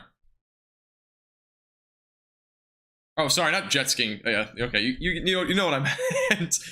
There was another video of somebody actually jet skiing. I don't know where that video was. I had a video though of it. Sorry, yeah, that's not a jet ski, but it's 1 a.m. It's okay, or it's close to 1 a.m. Yeah, it's not a jet ski. My apologies. We had one of a jet ski though. I don't remember where it went though.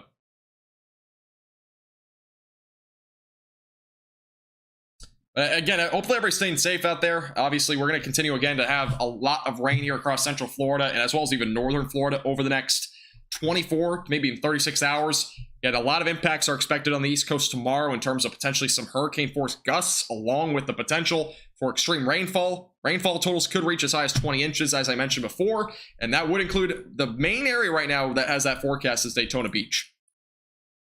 And yeah, obviously wind is going to be a concern as well. Storm surge along the East Coast is definitely a possibility as well. Again, your eye of your hurricane right now, again, it's a Category 1 hurricane, sustained winds at 90 miles per hour. The hurricane is currently located right now near Yeehaw Junction. It should be down to a tropical storm, though, with the 2 a.m. advisory by the National Hurricane Center. I would expect at least that would be the next advisory update. It would probably be down to it would at least be down to like 80 mile per hour winds, something in terms of a weakening trend at least. It's my thinking. But obviously, still, regardless, there's going to be pretty substantial impacts from this hurricane or tropical storm, whatever it might be then. Definitely something to kind of keep in mind. Let me real quick go back over to here. Look at this real quick. Again, power outages map. As of now, we are still nearly 2.2 million people without power right now in the state of Florida. It's a lot of power outages right now, so we're still dealing with a lot of power outages across the state. The worst hit county so far was probably, I mean, it's not really easy to determine that now, because we haven't really seen, again, we haven't seen the social media showing a lot of photos and videos, but obviously they're not fully updated. I mean, we haven't seen everything. We've only seen some little things from every county, but I'll go ahead and say probably Lee County has been hit the worst, along with Charlotte County, which again, these are the 2 counties back down this direction. So Charlotte County, Lee County. Definitely the 2 places that have been hit the worst at this point. And those areas saw, again, Category 4 force winds, extreme storm surge up to 18 feet, a lot of rain. We saw upwards of 30 inches of rain, or not 30, excuse me, about 20 to 22 inches of rain down near Cape Coral. So it's been a disaster down there, and that's definitely been the worst hit area so far today, I would say.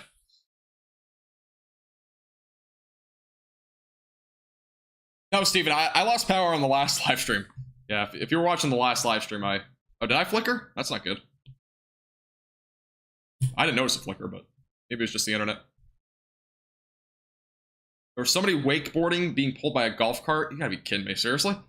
And if you have a video of it, or if you know if it's on Twitter or something, you can feel free to at me on it. If you have the video, though, send it to me on Discord. Oh, wait, actually, oh, the jet ski guy. Okay. Let me actually send you the, if you have it on Twitter, I'll link the Twitter in chat. It's my Twitter.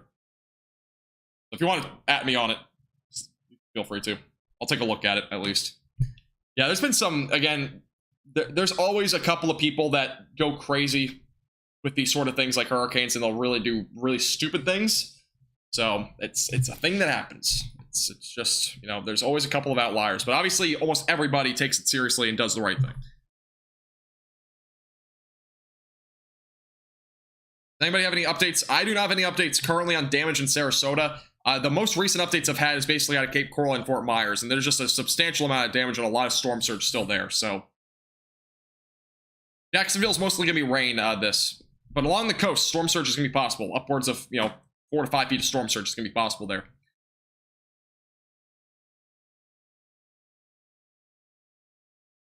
Terry, I've heard about the damage. I don't know who James is, but I don't know who the Raccoon Whisperer is. I've never even heard that. But no, I have no clue. I really don't. I haven't heard of anything recently. The only thing I heard was when it really made landfall. So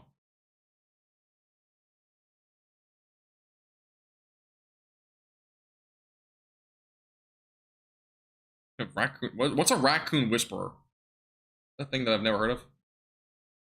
Thanks, Mariana. I appreciate it.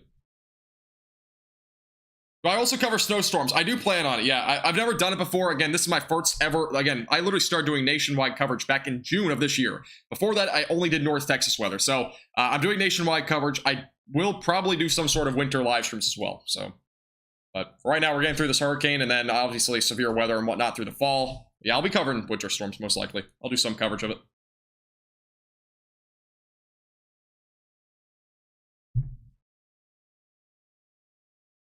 Okay, I got you, Terry. I want to say, I've never heard of a Raccoon Whisperer before.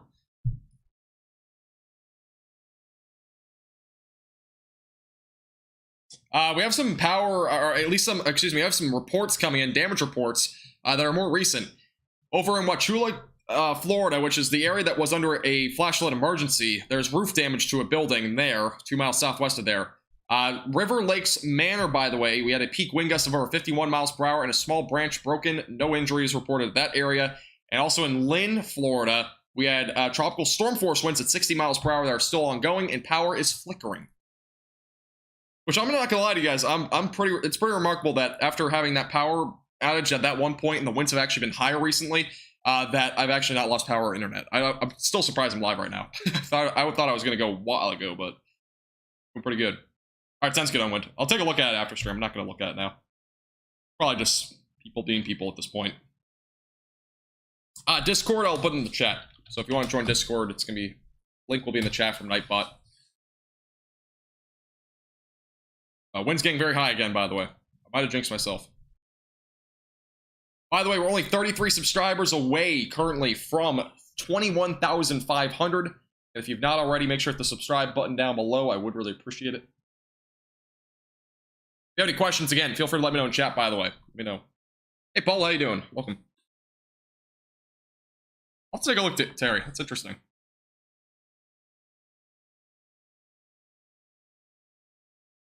That is something I've never actually heard of, Georgia. Interesting. I'm actually curious, by the way. We had live cams. I'm curious to see, are they actually working? I haven't checked them in a while. This is Orlando at the bottom right. Now, again, we had live cam set up for tonight, and it was in our first stream where we had this one in Orlando and Bay Lake. And this is the first time I've actually ever done live cam feeds. And obviously that doesn't work, and I actually kind of like the layout of it. But this is Daytona Beach, which is also out. So both of these have actually gone out, and unfortunately the 2 live cams I picked out for tonight are out. I'll do better planning next time and add more live cams. So this is the first ever time we've actually done something like this, where we actually have live cam feeds like this that are actually properly formatted. So if you guys like this, by the way, let me know. For future reference, obviously when they're working and they're actually live, but they're not live right now. But that's something I added to today's live stream. I think it's an interesting twist on really just being able to see what's happening out there too. But unfortunately, those live cams have both gone down. Again, we had one in Bay Lake and we also had one in Daytona. Winds have gone very high in those areas too. Daytona Beach has been upwards of 70 to 80 mile per hour wind gusts recently. Orlando's been upwards of 60. So do you guys like the live cam feature and having it like actually kind of like organized and whatnot? Just let me know. Because it is something I do plan on implementing in the future. Especially for like severe weather events and, you know, obviously hurricanes and stuff like that. It's definitely, I think, an interesting feature. Kissimmee will not have the direct eye hit there. But the peak basically of winds and whatnot will probably be within the next, I would say, like hour. It's basically ongoing now. So your peak in terms of the winds is in the next hour. You'll continue though to see rain probably through the overnight. So flash flooding is definitely possible there.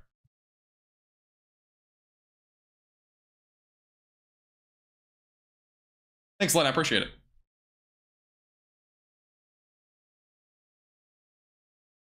Yeah, so the winds that are showing on radar, by the way, they're all METAR stations or whatever. That's basically, it just goes for an airport, okay? So any numbers that you're seeing are actually at airports. So actually, Osceola County, so back down in southern Osceola County, we've had wind speeds as high as 70, so it's been pretty substantial up there. 70, 75 is actually probably been our peak. Our peak wind gust at this point has been 74. I think it's gotten pretty close to over that, though. So hurricane force winds basically down that direction. Otherwise, we're seeing still very high wind gusts across Florida. A lot of areas are seeing tropical storm force winds. Again, where the eye of the hurricane currently is, it's back over here, just west of Palm Bay. So once it moves off the coastline, then we'll begin to probably see some more substantial impacts to the East Coast in terms of wind gusts tomorrow morning.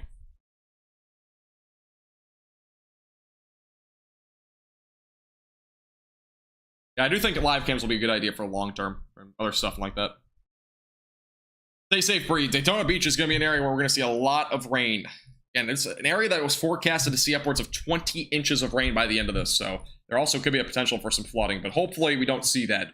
Hopefully this starts to weaken a bit more, but we'll see what happens. Northeast Tennessee. About 20 miles per hour. Typically don't answer questions like that for hurricane coverage, but it's about 20. No problem, Joshua. Any damage flooding video in St. Petersburg? I don't know about St. Petersburg. We've had some in Fort Myers. I don't think we've had any further north than... we haven't had any further north than about Venice, I think. That's like the furthest north I've had any videos of, at least in this live stream. But if you have any videos, you can always feel free to send them to me on Twitter. And my Twitter's down in the description below. Hey, no problem, sweet. Appreciate you tuning in. I'm live all the time. I'm live for a lot of these events anyway, so again, I am pretty small as of right now. I've grown a lot again as a YouTube, at least as a weather YouTuber at this point in the last, few months, but I'm obviously not that known of a person. I typically I do a lot of live streams, but I'm not that known. Obviously I'm growing a little bit, so I'm very grateful for the amount of subscribers I've gained and whatnot, and everybody that tunes into these live streams. It obviously makes me feel like I'm at least helping you guys in some way with the weather and all that sort of stuff. I really do appreciate it. And actually, the stream before this one, for those that are wondering, the stream that we had before this one, before my internet and everything just turned off all of a sudden, that live stream was the most views I've ever had concurrently, which was like 2,500. And we actually had our highest concurrent viewed stream on this past Sunday, I think, at like 1,800. So, obviously, I'm glad I'm helping that many people, and especially most of them being across Florida. So, I'll probably be live for a little bit longer. We'll see. If there's any other major updates, I'll definitely stay tuned. The tornado watch does expire, by the way, in 5 minutes. So tornado watch, I believe, expires at 1 a.m. Yeah. So tornado watch will end. I don't think there's gonna be a new one. Let me just double check real quick. I don't think they are gonna issue a new one though. Yeah, there's no mesoscale discussion, meaning there probably won't be a new tornado watch. But there may be a tornado threat tomorrow morning or maybe tomorrow afternoon near Daytona Beach. This area has like a low chance for an isolated tornado. Should be a pretty low end threat at this point. Thanks, Sarah. Appreciate it. It's a lot of flash flood warnings and whatnot right now. So, Palm Bay will probably see the worst impact sometime around 3 to 7 a.m. tomorrow or today. So probably within the next 2 hours up until tomorrow morning through 7 a.m. It's probably gonna be an overnight threat. Thank you, Jade. I appreciate it.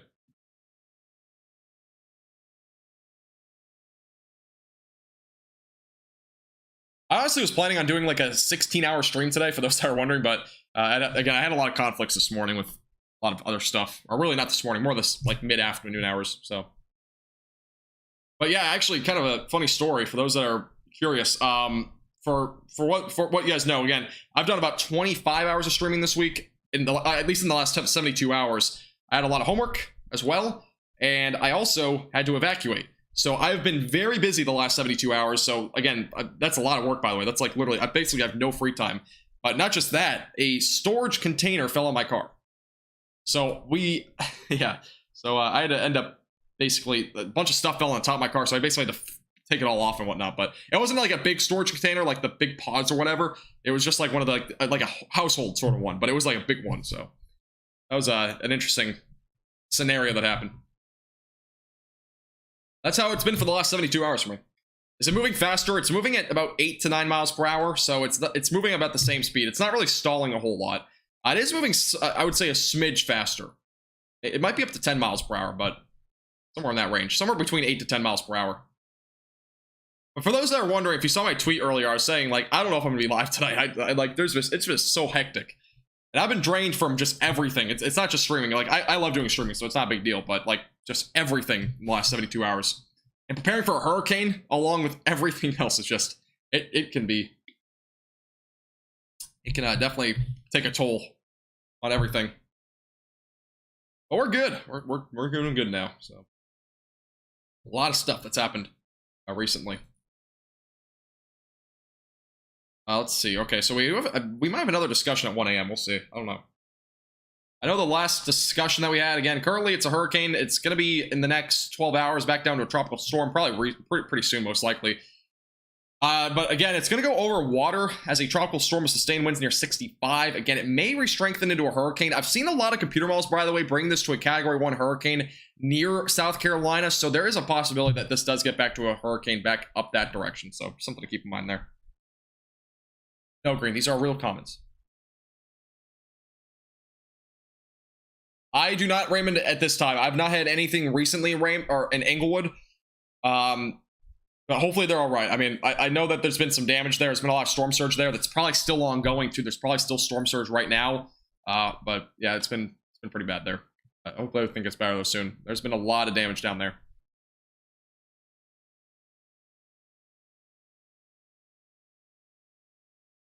Yeah, this hurricane's been insane. Again, Cuba saw major impacts. Their whole power grid failed. And now into Florida. And it's going to go into South Carolina. It might re-strengthen into a hurricane. I mean, it's just one of those scenarios where this is just insane. Hey, have a great night, dude. Appreciate you tuning in, by the way. Appreciate it.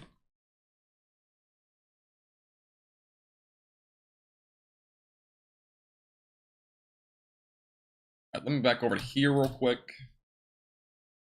By the way, we're only 6 subscribers from 21,500. Again, friendly reminder, if you're here and you're not subscribed, I would really appreciate if you hit the subscribe button. Again, we do live coverage on YouTube all the time for hurricanes, severe weather, and I do plan on going live either tomorrow or the following day on more Hurricane Ian coverage as it continues to move off to the northeast. So we'll keep you updated with the latest. I appreciate everybody tuning in as always. Polk County has been very active, actually. In fact, Polk County has a lot of power outages, too. Polk County is like 40% without power. You know what's kind of crazy, though? I'm looking at the power outage map, and for whatever reason, DeSoto County has 18,738 people without power, but 18,739 people are in the, at least being tracked. So one person somehow has power in that county. I don't know how. But yeah, DeSoto County was absolutely, I mean, everywhere in the southwest, like basically Lee County, Charlotte County, DeSoto County, and Sarasota County, they were all hit very hard by this hurricane. And again, that's where the Category 4 impacts were felt. Polk County also has been seeing some, a lot of rain and also winds. Okeechobee County, by the way, there's now over 50% without power officially there. So it's obviously, again, very, very, a lot of power just obviously across Florida. It's about 20% of Florida without power right now. So is Orlando getting hit hard? Yeah, Orlando's going to get a lot of rain, and winds are kind of peaking right now. Winds will probably peak over the next hour. So if you lose power, it's probably going to be the next hour or two there. But yeah, a lot of rain. Rain will continue. Again, a lot of these outer bands just continue to form, by the way. That's why Daytona Beach has such a risk of this, potential for flash flooding, because a lot of these outer bands off the coast just keep developing, and more moderate to heavy rain keeps falling there in Daytona Beach. And same thing goes for around the eye, by the way, of this hurricane. Still a lot of heavy rain there, still falling near Kissimmee, as well as Ehud Junction area just north of there. Yeah, it's insane what we're still seeing here in Florida. Thanks, Raymond. I appreciate it.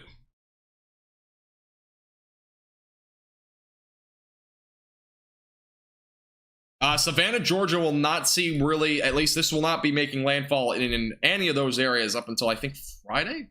Yeah, Friday, like early afternoon would probably be when this hurricane or tropical storm makes landfall over in South Carolina or Georgia. So that's the current time frame.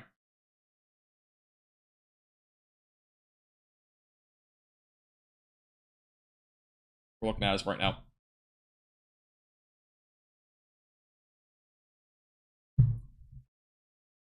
Righty.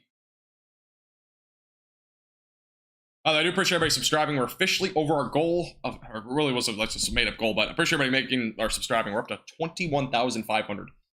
I do appreciate it. Glad everybody subscribed. I'm glad everybody's been, you know, hopefully staying safe out there tonight in Florida. I know a lot of people too. I actually knew, you know, I've been doing live streams on Hurricane Ian for the last several days right now. And I know some people between Sarasota and Naples. I'm hoping that they stayed safe and, you know, either evacuated or, you know, whatnot. But one of those things where you just never know. A lot of power outages down there too, which makes it a bit worse. On some of the regular broadcasters, they had estimated flooding in areas.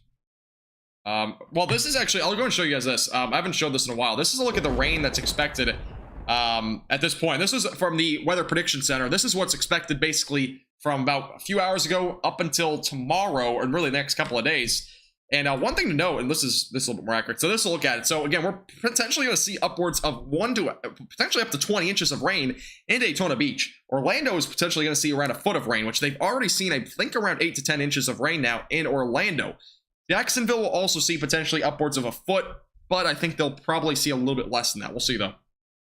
But again, going back down to the south of Florida, this is where all that drier air was ushering in. Again, you can see that in the water vapor imagery that I showed a little while ago. There's hardly any rain that's expected to fall down there, other than what's already fallen. There's really not really any rain that's forecasted to fall there. So it's quite remarkable why all this rain is just falling in this one area, with all the moisture basically being on the northeast or west side of this hurricane. It's pretty crazy what we're seeing. That's the most recent update there. This is also the HRR model. This indicates how much rain we're going to see from now until tomorrow. So this is not including what we've already seen. So an additional up to 6 inches could fall in Orlando. An additional 16 inches may fall in Daytona too. Palm Bay is currently forecasted to see upwards of 1 inch, maybe 2 inches. Depends on where the eye goes. Jacksonville is currently forecasted from now until then to see maybe 2 inches of rain. Gainesville, maybe an additional inch. Tampa, an additional inch. Sarasota, maybe a little bit more rain. Probably not much more. West Palm Beach is not forecasted to see anything, and same with Miami. So a little interesting graphic there, but that's what we're looking at right now in terms of the rainfall totals here across Florida. Yeah, I think overall Jacksonville, I know it said 10 inches from the Weather Prediction Center. I don't think it will go that high. That's kind of a high estimate because honestly, you know, we're only seeing light rain up there. A lot of the heaviest rain is probably going to stay down in this area here. Really down here in basically from just south of Jacksonville back through about, I would say Palm Bay maybe. Palm Bay won't see a whole lot, but just north of there we'll see a lot more. So it's kind of that little range along the East Coast. I appreciate it, Derek. Thank you. Raymond, the highest rainfall total that we've have had estimated was near Cape Coral or Port Charlotte, somewhere in this region. The highest we had was 21 or 22 inches, somewhere in that range. So we've seen some substantial rainfall there, along with the storm surge. So.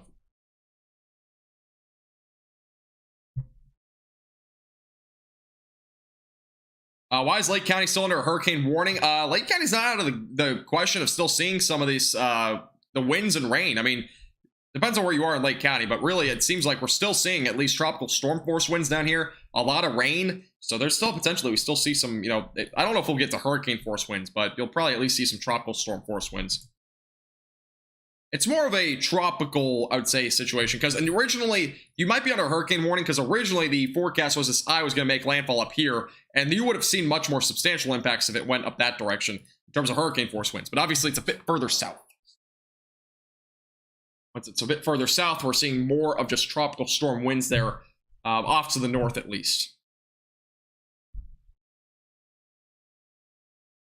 Joshua, you can typically find the winds and the METAR data and all that stuff on just, you know, if you want to look up like an airport, for example. I'm not sure if they have actual maps of that in motion, but it's called METAR data, basically. I mean, if you're looking for wind gusts and stuff like that, that's what this is showing.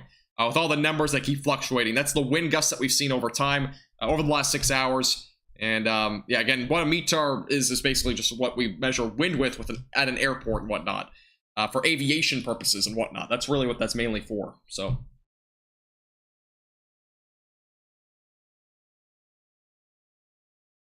Yeah, Savannah will definitely see some impacts for sure. Yeah, that entire area of Savannah for sure.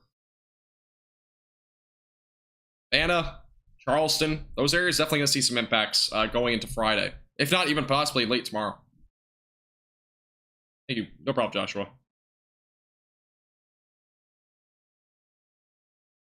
See if we have any new updates coming in. We do have another update, by the way, out of Lynn, Florida. Tropical storm wind gusts up to 60 miles per hour is still ongoing, and power is still flickering. That was a report from earlier, but we have another report of that again, so just a little update there.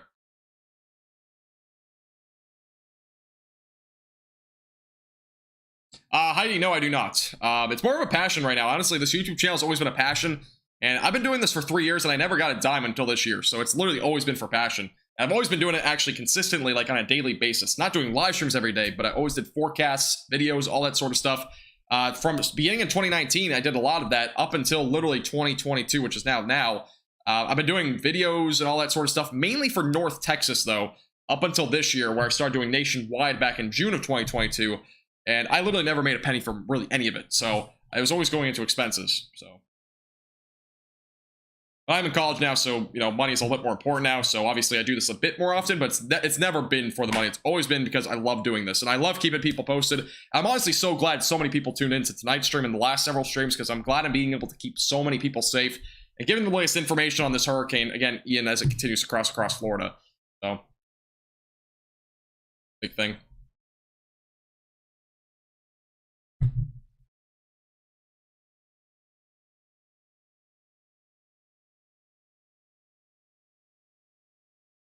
New York City probably won't see a huge amount of impacts.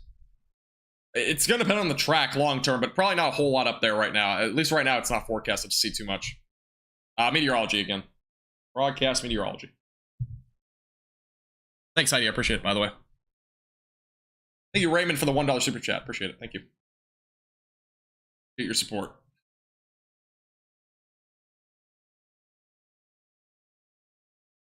Genesis, weather could start to get a little bit active there in Savannah, potentially as early as tomorrow afternoon. The reason why they would cancel school, more likely than not, would most likely be because of the storm surge potential, along with, you know, just being able to prepare for a potential tropical storm or even a hurricane that might be coming that direction, because it could strengthen into a Category 1 hurricane realistically. So that'd be the main reason why.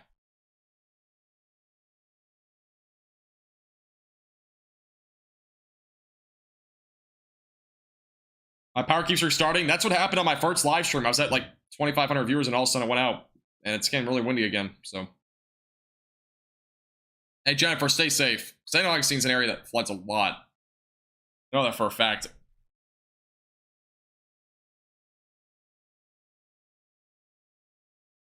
Bryce, probably not. It will have some sort of formation of an eye, most likely off the coast, but it probably will not be anywhere like what we saw. It definitely won't be anywhere like we saw back down southwest of Florida as a very strong hurricane. It won't get to that level.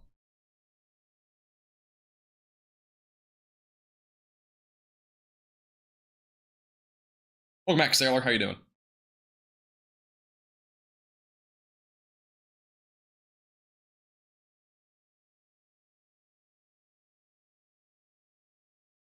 All right, let's go back over to here real quick. See if we have any other updates on Twitter. Cool. Again, if you haven't already, make sure to subscribe if you're new here. I would appreciate it. Again, make sure to like the live stream too if you're enjoying the live stream. Yeah, today was historic. And again, I was live this morning. I wasn't able to be live for as long this morning. I was live for like 2 hours covering when it was making landfall in Florida. But yeah, just watching it making landfall was just so hard to watch. I mean, it's just such a, you know, it's a massive hurricane. This is one of the biggest hurricanes I've ever covered. It's easily actually probably the biggest one I've ever covered. I did cover Hurricane Ida as well, which was also a big hurricane, but it was a really strong hurricane. More than anything, though, this is probably the worst hurricane I've ever covered, and we'll wait to see how many all the photos and videos that come out of it from the aftermath in the upcoming days. But it's hard to watch what we saw today. It's one of those things that you just never want to happen, especially to any state, really, in general. Any place. It's just horrible what we saw in terms of this hurricane. Still continuing. I mean, the rain is more of a threat now, and also still some wind threat in terms of power outages. But yeah, it's been one of those days.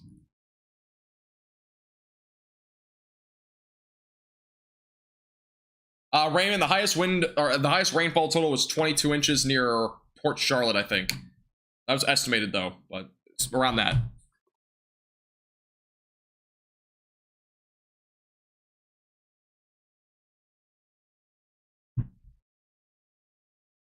I don't think you can compare it to Katrina. I mean, you could. Really what resembles this hurricane, as if we're compared to anyone, in terms of the path at least and intensity, would be Hurricane Charlie. Charlie was the same as intensity and the same, literally the same hurricane speed and category upon landfall, and it made landfall in a very similar spot in Florida, and has almost the exact same track. They are so similar. It's really crazy to look at. The big difference though with Charlie and Ian was that Ian had a much larger eye wall upon landfall. So it's pretty crazy. They were very similar though. If you ever look at the two paths next to each other, they were almost identical, and the intensity was almost identical too. It's really crazy to look at that.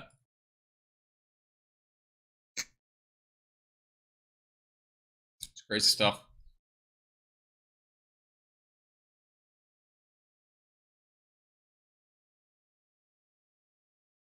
Yeah, Katrina I think was a different one though. I can't compare this to Katrina. I can compare it though to Charlie pretty well, because again, Charlie and Ian were almost identical, almost in every facet. The one big difference was that Ian had a much bigger eye wall, meaning there's more substantial damage than Charlie. Miami, yeah. Honestly, Miami's pretty much done. The only thing basically remaining is just maybe some wind, which wind seems to be winding down, 27, 25 miles per hour. It is dropping a little bit, it looks like, in Miami. It's kind of been around, again, it's been around 30 miles per hour. Other than that, a lot of dry air is ushering in, so we're probably not going to see a whole lot of any more rain down there. So yeah, Miami, anywhere really south, I would say anywhere down here is pretty much done. Storm surge potential still does exist, and maybe some tropical storm force gusts over the next couple of hours, but otherwise, pretty minimal threats at this point. You can see the winds are picking up again where this eye is. It's moving close again. We were seeing winds pick up near Port St. Lucie. They're up to 61 miles per hour in Vero Beach, by the way.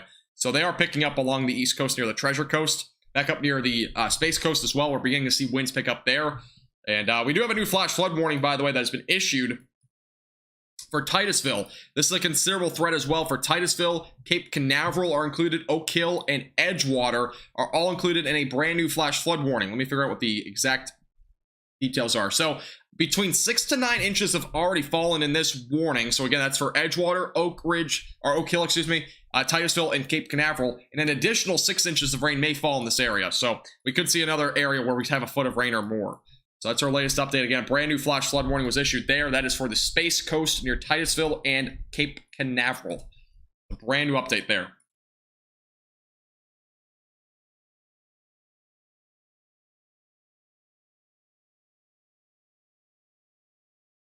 Yeah, honestly, I wouldn't be surprised if they go back into the hurricane and kind of, determine if it was a Category 5. Because one of the things to note is that, you guys remember Hurricane Michael? It made landfall as a Category 4, but they ended up actually calling it a Category 5 well after the fact, after they did more research. So there's always a possibility, it might have actually been a Category 5. But only really, we'll have to look at the damage and whatnot and kind of compare and whatnot. But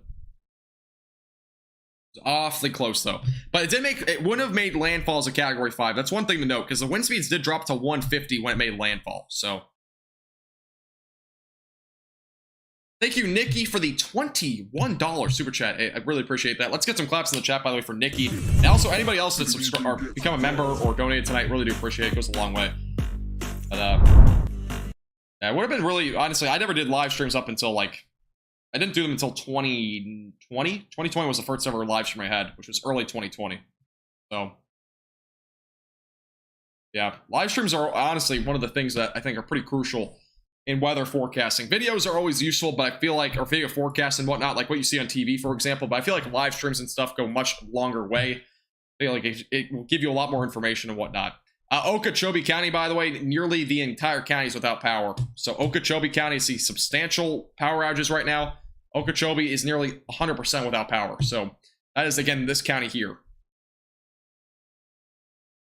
St. Lucie County, by the way, is up over 10% without power. Martin County is also near 10% without power. That's out there. So we'll update there. Bryce, I plan on doing that. I do plan on doing that going into this winter. Again, this is my first, basically, I would say, year of doing nationwide weather. But yeah, I do plan on it. Charlie is going about 8 to 9 miles per hour. So yeah, it's pretty much, it's been about the speed this entire time.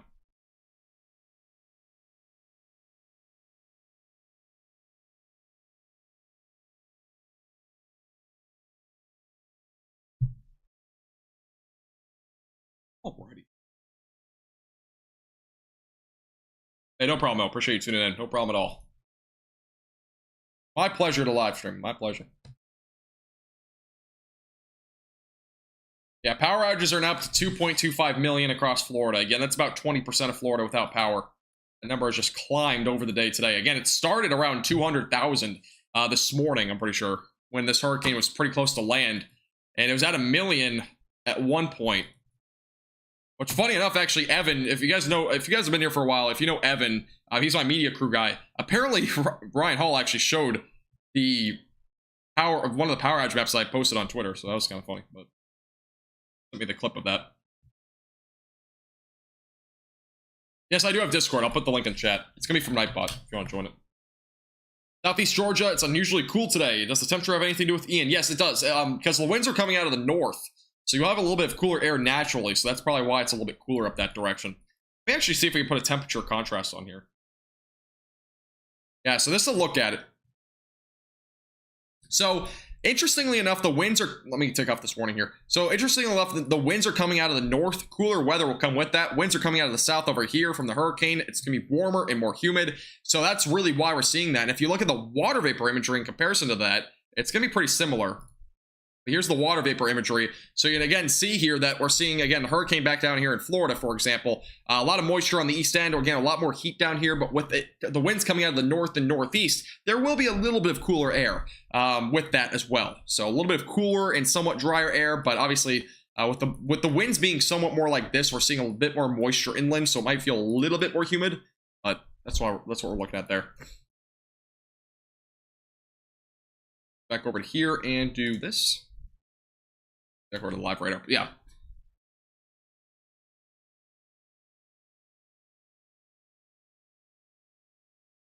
Whole neighborhood did not prepare for this. What like area? Are you talking about Florida and like which area? Because if you didn't prepare anything for like Port Charlotte, that's obviously really bad. But I mean, there's some areas that realistically, I mean, I feel like everybody in the peninsula had to prepare in some way. Because really, we were expecting that there would be impacts all across Florida for the most part. There's been some outliers, obviously. The Panhandle has barely seen anything. If not, they've really seen nothing other than maybe some storm surge up here and maybe some wind. There's been a lot of dry air, though, coming out, again, out of the north. So that's been being able to limit the rain at this point. And not just that. Back down here in southeast Florida, there's barely been anything as well. Down here in Miami, other than the tornadoes that we did see the day before this made landfall, which was Tuesday, we haven't really seen a whole lot down that direction. So there's been a couple of outliers, but otherwise almost everywhere else in the peninsula is seeing some sort of impact. If not, you probably will see some sort of impact.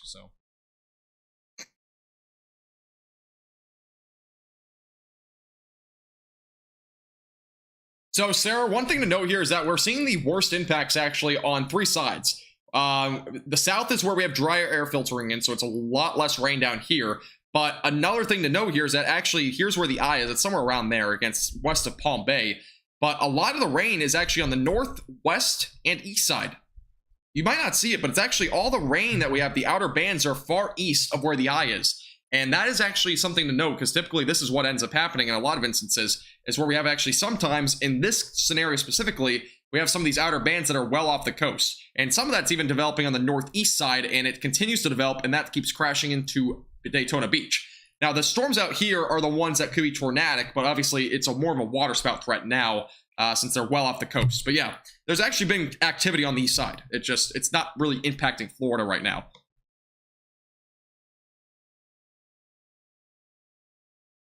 Yeah, the southern end is a completely different story because obviously a lot of moisture, a lot of dry air, excuse me, is filtering in down that direction. Otherwise, we're seeing, again, a lot of moisture here across central Florida. Yeah, Bryce, I saw that. I did see that. M. Cantori is it's pretty impressive what he does there. All of his hurricane moments. I remember that one time he saw thunder snow. That was live. It's crazy. Crazy stuff, to say the least. Hey, just a friendly reminder, by the way, if you have not already, make sure to hit the subscribe button. Would appreciate it. Again, we'll be keeping you updated with the latest on Hurricane Ian coverage in Florida, and as well as through the Carolinas, and as well as anywhere further north or east or west or goes, really. We'll be keeping you updated with the latest information. Again, we do nationwide weather, by the way, so if you're not from Florida or anywhere else that we're covering, we'll be doing nationwide weather anyways. That's what we've been doing for a while. Do severe weather live streams, winter live streams, hurricane live streams, all that sort of stuff. Be updated with the latest. Over here real quick.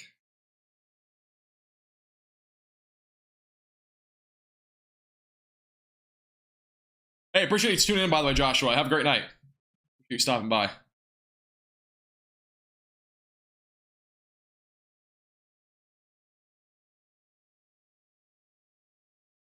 Hey, Dobbs, how you doing? Welcome back. Haven't seen you in a bit. How you doing? Am I still stopping the live stream at 2? I have no clue. I've actually been going for a while. I've been going a little bit longer than I thought.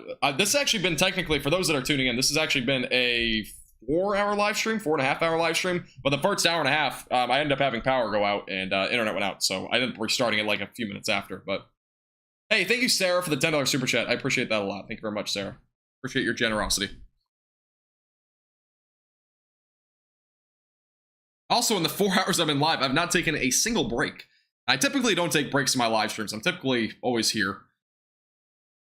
I don't typically take bathroom breaks or anything like that.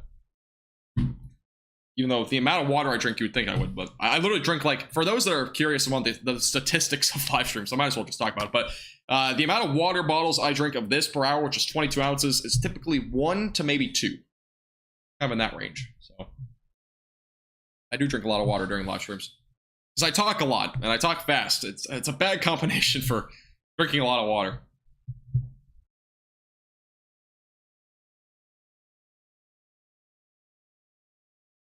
When do you think it'll be done in Kissimmee? That area south of Orlando, probably gonna be done tomorrow morning at some point, but probably no time soon. Honestly, you'll probably still see tropical storm force winds and a lot of rain through at least the early morning tomorrow. Or today, technically now. A lot of rain, though, is expected over the next several hours. Hey, thank you, Sarah, for the $2 super sticker as well. I appreciate that. Thank you.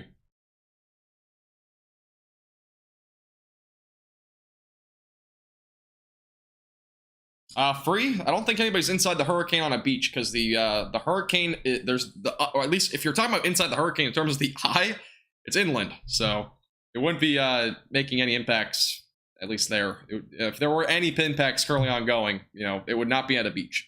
In terms of hurricane force winds right now.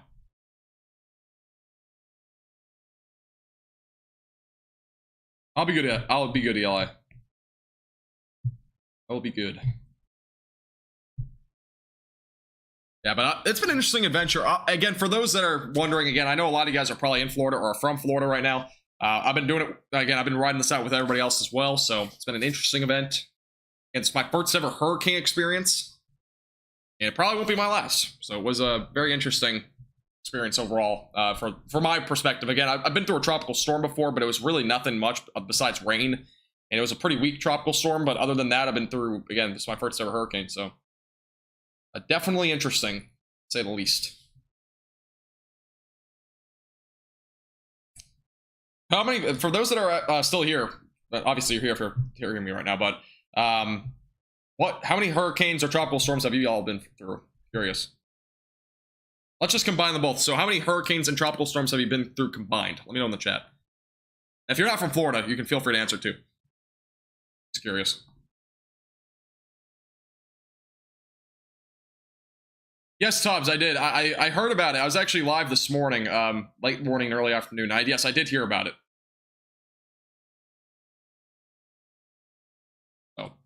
Yeah, that was I reacted to it live. I was shocked. I was really shocked. I didn't expect that to happen either. It was, again, I've not watched it yet, but I just know from, you know, what I've heard, it was definitely not a good thing. 15? Seriously, 15? 3, 10, 0. Hey, you know, if you live in Montana or something, you're never going to see one, honestly. So, I mean, it depends on where you live, obviously, but, I mean, if you live in, like, the Midwest, anywhere outside of the coastal regions, you're probably not going to see anything. 5, 6, 0. Yeah, there's going to be a lot of zeros. Obviously, naturally, there will be, because, again, for those that live a bit more inland, Midwest, Ohio Valley, you typically won't see any. And tropical depression, by the way, does not count. Tropical depression is not a tropical storm.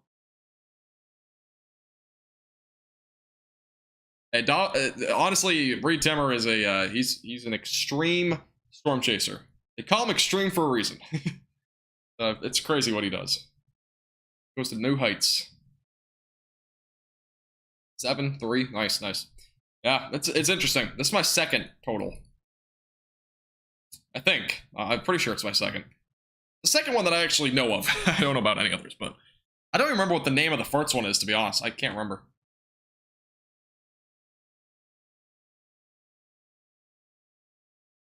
Charlie, Francis, Gene, Michael, Irma, Ian. That's crazy. Yeah, those are all crazy hurricanes, too.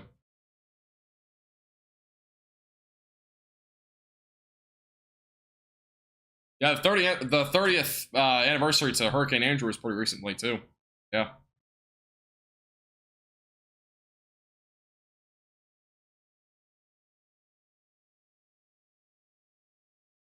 Okay. I got you. Okay, I got you, Jack. Yeah, because when I heard the story, it was kind of weird because he said he was all of a sudden seeking shelter. I was like, what? Like, does he have somebody that he knows nearby? I haven't heard that part of the story, so okay, I got you. Terry, I've heard of him, but I don't watch him, and I don't really care, to be honest.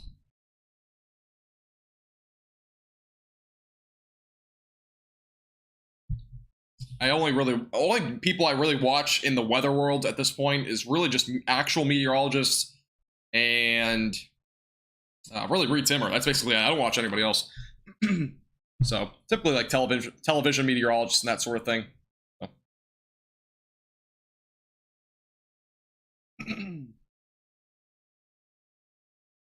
September is a hot month. Yeah, September is the peak of hurricane season. Yeah, it's the peak of hurricane season. It is an active month, to say the least. That is not a overstatement by any means.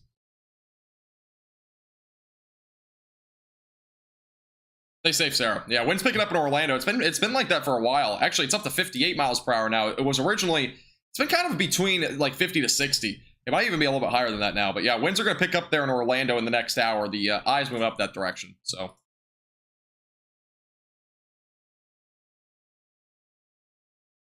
Sandy was bad. Power out for 25 days. Holy moly. I can't imagine going 25 days without power. Then I wouldn't be able to do live streams. But yeah, that's crazy. You know, that's a long time. Long time. I've been without power for about a week, I think. But that was way back. So that was from an ice storm. So that's a little bit different. But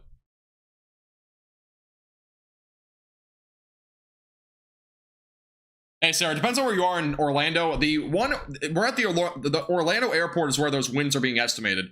So they're upwards of 60 right now. Again, you could be anywhere in Orlando. It might vary. Currently, central Orlando's right now, it's been all over the place too, but they're right now at 45. So, you know, if you're in northern Orlando, western Orlando, it might be a little bit lower.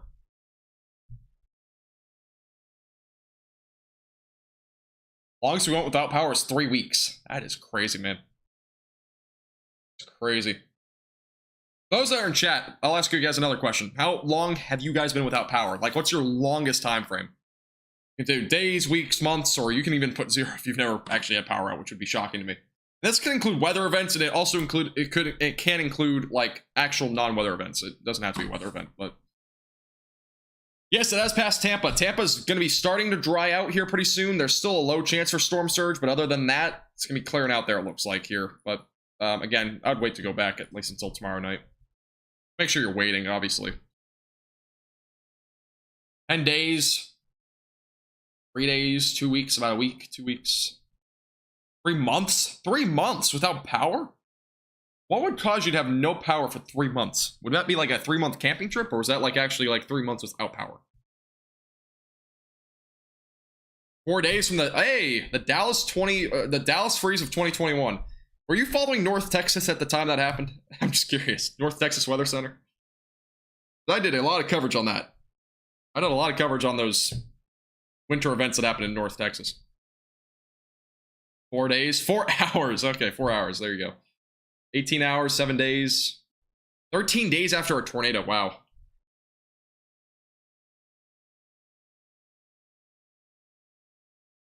I guess if you have solar panels and you're not really connected to the grid or anything, and, you know, your house doesn't get damaged too badly, you probably would still have power anyways. But I think there's going to be a day where solar panels that just end up, honestly, supplying power even if there's big outages and stuff. See what happens. Natural, no. For the most part, Miami's done. Miami's the only thing right now is just maybe some gusty winds. I mean, all the rain has been to the north. There's no rain down there really at all. A couple of passing showers, but really it's going to start dwindling down there most likely. There's a low possibility, too, that we might see, like, you know, a little bit of, like, a 1-foot storm surge, but it should be pretty minimal.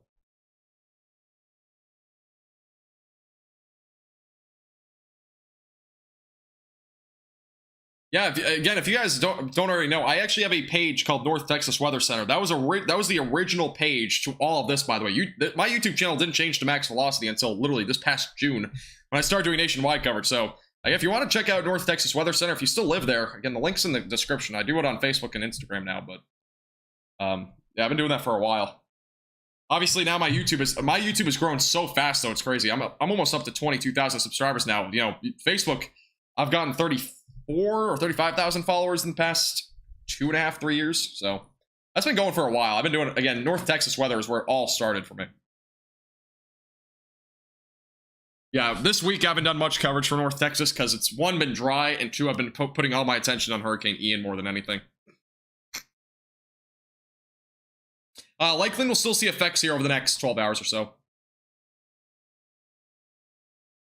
Daily update. I'm not doing a fully daily update, but again, Hurricane Ian's still ongoing. Winds being a concern again across the eye. Where the eye is right now is west of Palm Bay. Other than that, we're looking at storm surge potential up and down the coast from about Palm Bay and northwards going into tomorrow morning. Heavy rain, potentially up to 20 inches for Daytona Beach. The area's going to have most of the rain, most likely here over the next 24 hours. And that's what we're looking at. That's the main update. I've put a lot of updates though out there. So my voice is starting to kind of go away, so I'm not going to talk too much more.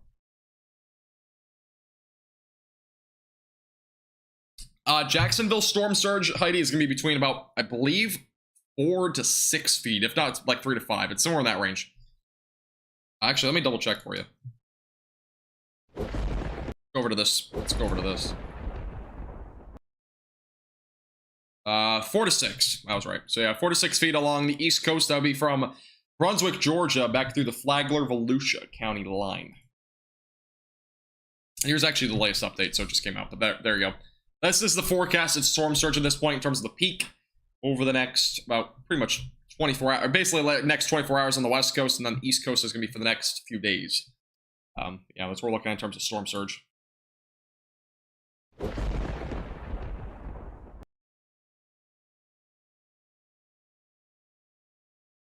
2004, you had no power for a month? That's crazy. Yeah, being without power for that long is just insane.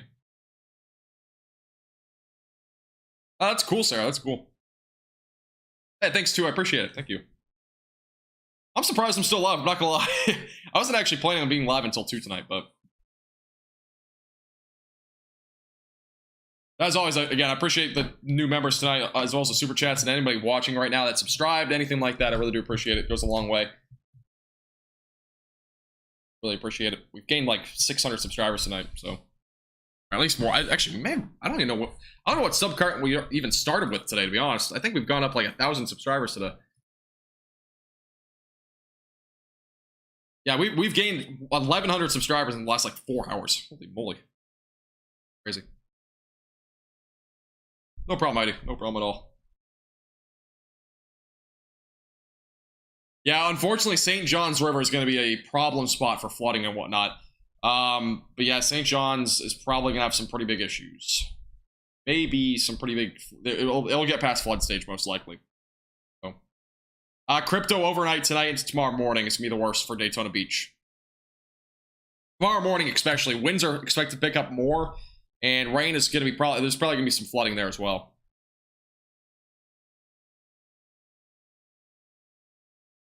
Bryce, I do make videos. I haven't actually made a video in 4 days because I've been doing live streams on Ian instead of just doing a video. I feel like live streams for a hurricane like this a little bit beforehand is actually better. More because that people, I'm kind of giving the same information a little bit, but I'm also giving interaction. So for people that have questions and stuff like that, it's just a bit easier to answer. That's what I did on Sunday night. So I haven't had a video in like 4 or 5 days. I do videos, but I usually do them daily actually, but I haven't done a video in 4 days because I've been doing live streams every day instead. Which I feel like has actually been a bit more beneficial at this point for everybody, honestly. And the first like 20 minutes of every live stream would be the forecast, and then after that, or my forecasts are typically like 5 minutes, but the first like 15 to 20 minutes would be like an open discussion. It would basically be like an actual forecast, and then after that, it would just be a bunch of discussion and questions and stuff like that. So the eye currently is centered right about here. It's again currently south of Kissimmee. It's basically somewhere here near Highway 441. The actual area of where the eye is kind of hard to determine right now. I would say it's probably pretty close here to that rain band that has the heaviest rain. So it's probably here near Highway 441, just south of Orlando is probably where it's at right now.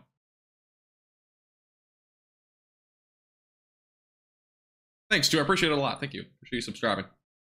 It's Category 1 hurricane right now. Sustained winds at 90 miles per hour. I'm assuming it's down closer to probably 70 or maybe 75 right now. Probably a little bit lower. It's probably at 75, honestly. So it's probably still a Category 1 hurricane, but the next update comes out in 22 minutes. I won't be live for it,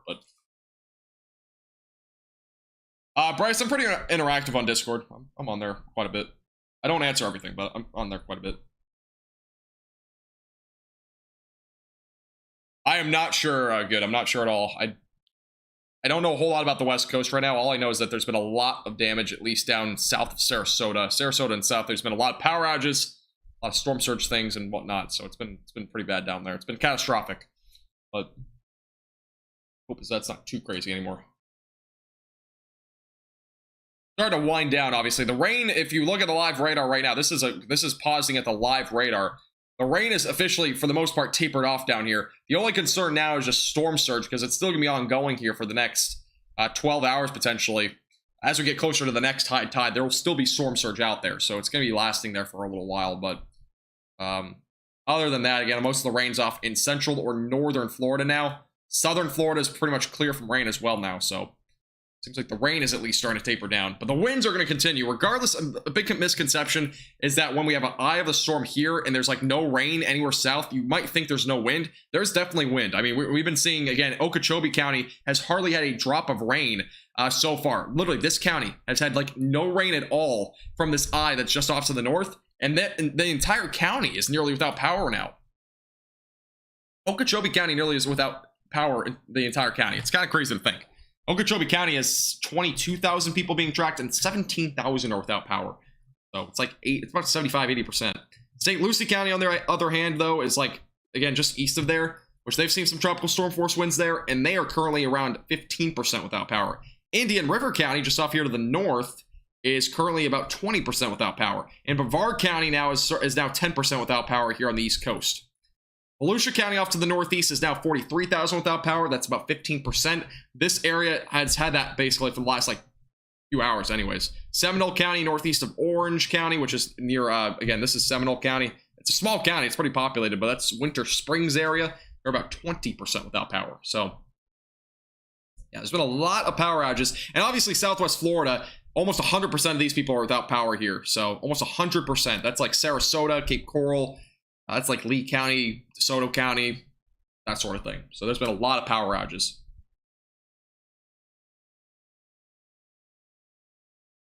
Watch my winter forecast. That winter forecast I put a lot of time into. So I like doing that forecast. By the way, if you're just tuning in for the first time, again, friendly reminder, make sure to hit the subscribe button down below. Again, we'll be keeping you updated with the latest on Hurricane Ian as it continues to move off to the northeast.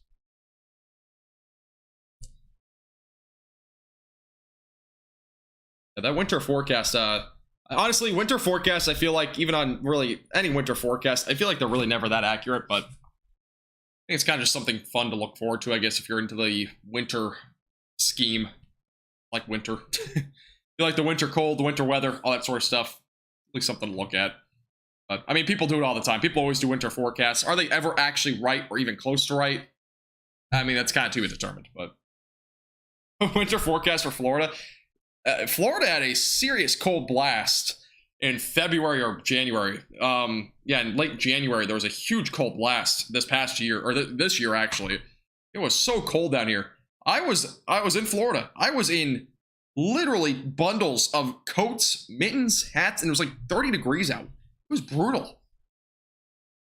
It was brutal. Crazy to think, but you know, 30 degrees in Florida is more like 10. It's like negative 10 degrees up like north. That's what it feels like in Florida. I don't know why, but it does. Those crazy things. Winter forecast cold, literally. Farmer's Almanac, I have no clue. I don't know how accurate that is. I've never looked into it, but I mean, they don't do too much of anything specific typically, so. Honeys, no, the live cams that we had went out basically in the first hour. We have a live cam here, I'll show you. This is the setup, and again, I do plan on doing more of these live cams in the future and having more of them. I was not prepared for both of them to go out, but this one went out really early on. It went out in like the first hour. This is a Daytona Beach live cam, which also went out as well. So unfortunately, they both went out, but yeah, I think they did at least. Let me double check here.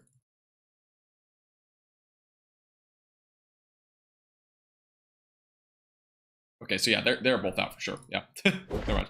Yeah, so they're both out. Double checking, but yeah, they're done. Alrighty, everybody. I do appreciate everybody tuning in. That's gonna do it for this live stream. It's like almost 2 a.m. now, so I do appreciate everybody tuning in. Again, this is like a 5-hour live stream, and basically combining the last live stream. But before we go, again, make sure to hit the like button down below. Make sure to subscribe before you leave. I do appreciate the support. I appreciate everybody super chatting tonight. Appreciate everybody liking the stream, subscribing, becoming a member if you did. I really do appreciate it. It goes a long way. But again, I might have a live stream tomorrow, which is technically today, so I may have one later. We'll see. But other than that, I do appreciate everybody tuning in. If you want to join our Discord server and talk to me off the stream or have any questions, anything like that, our Discord server will be linked in the chat from Nightbot. So if you have Discord, feel free to join.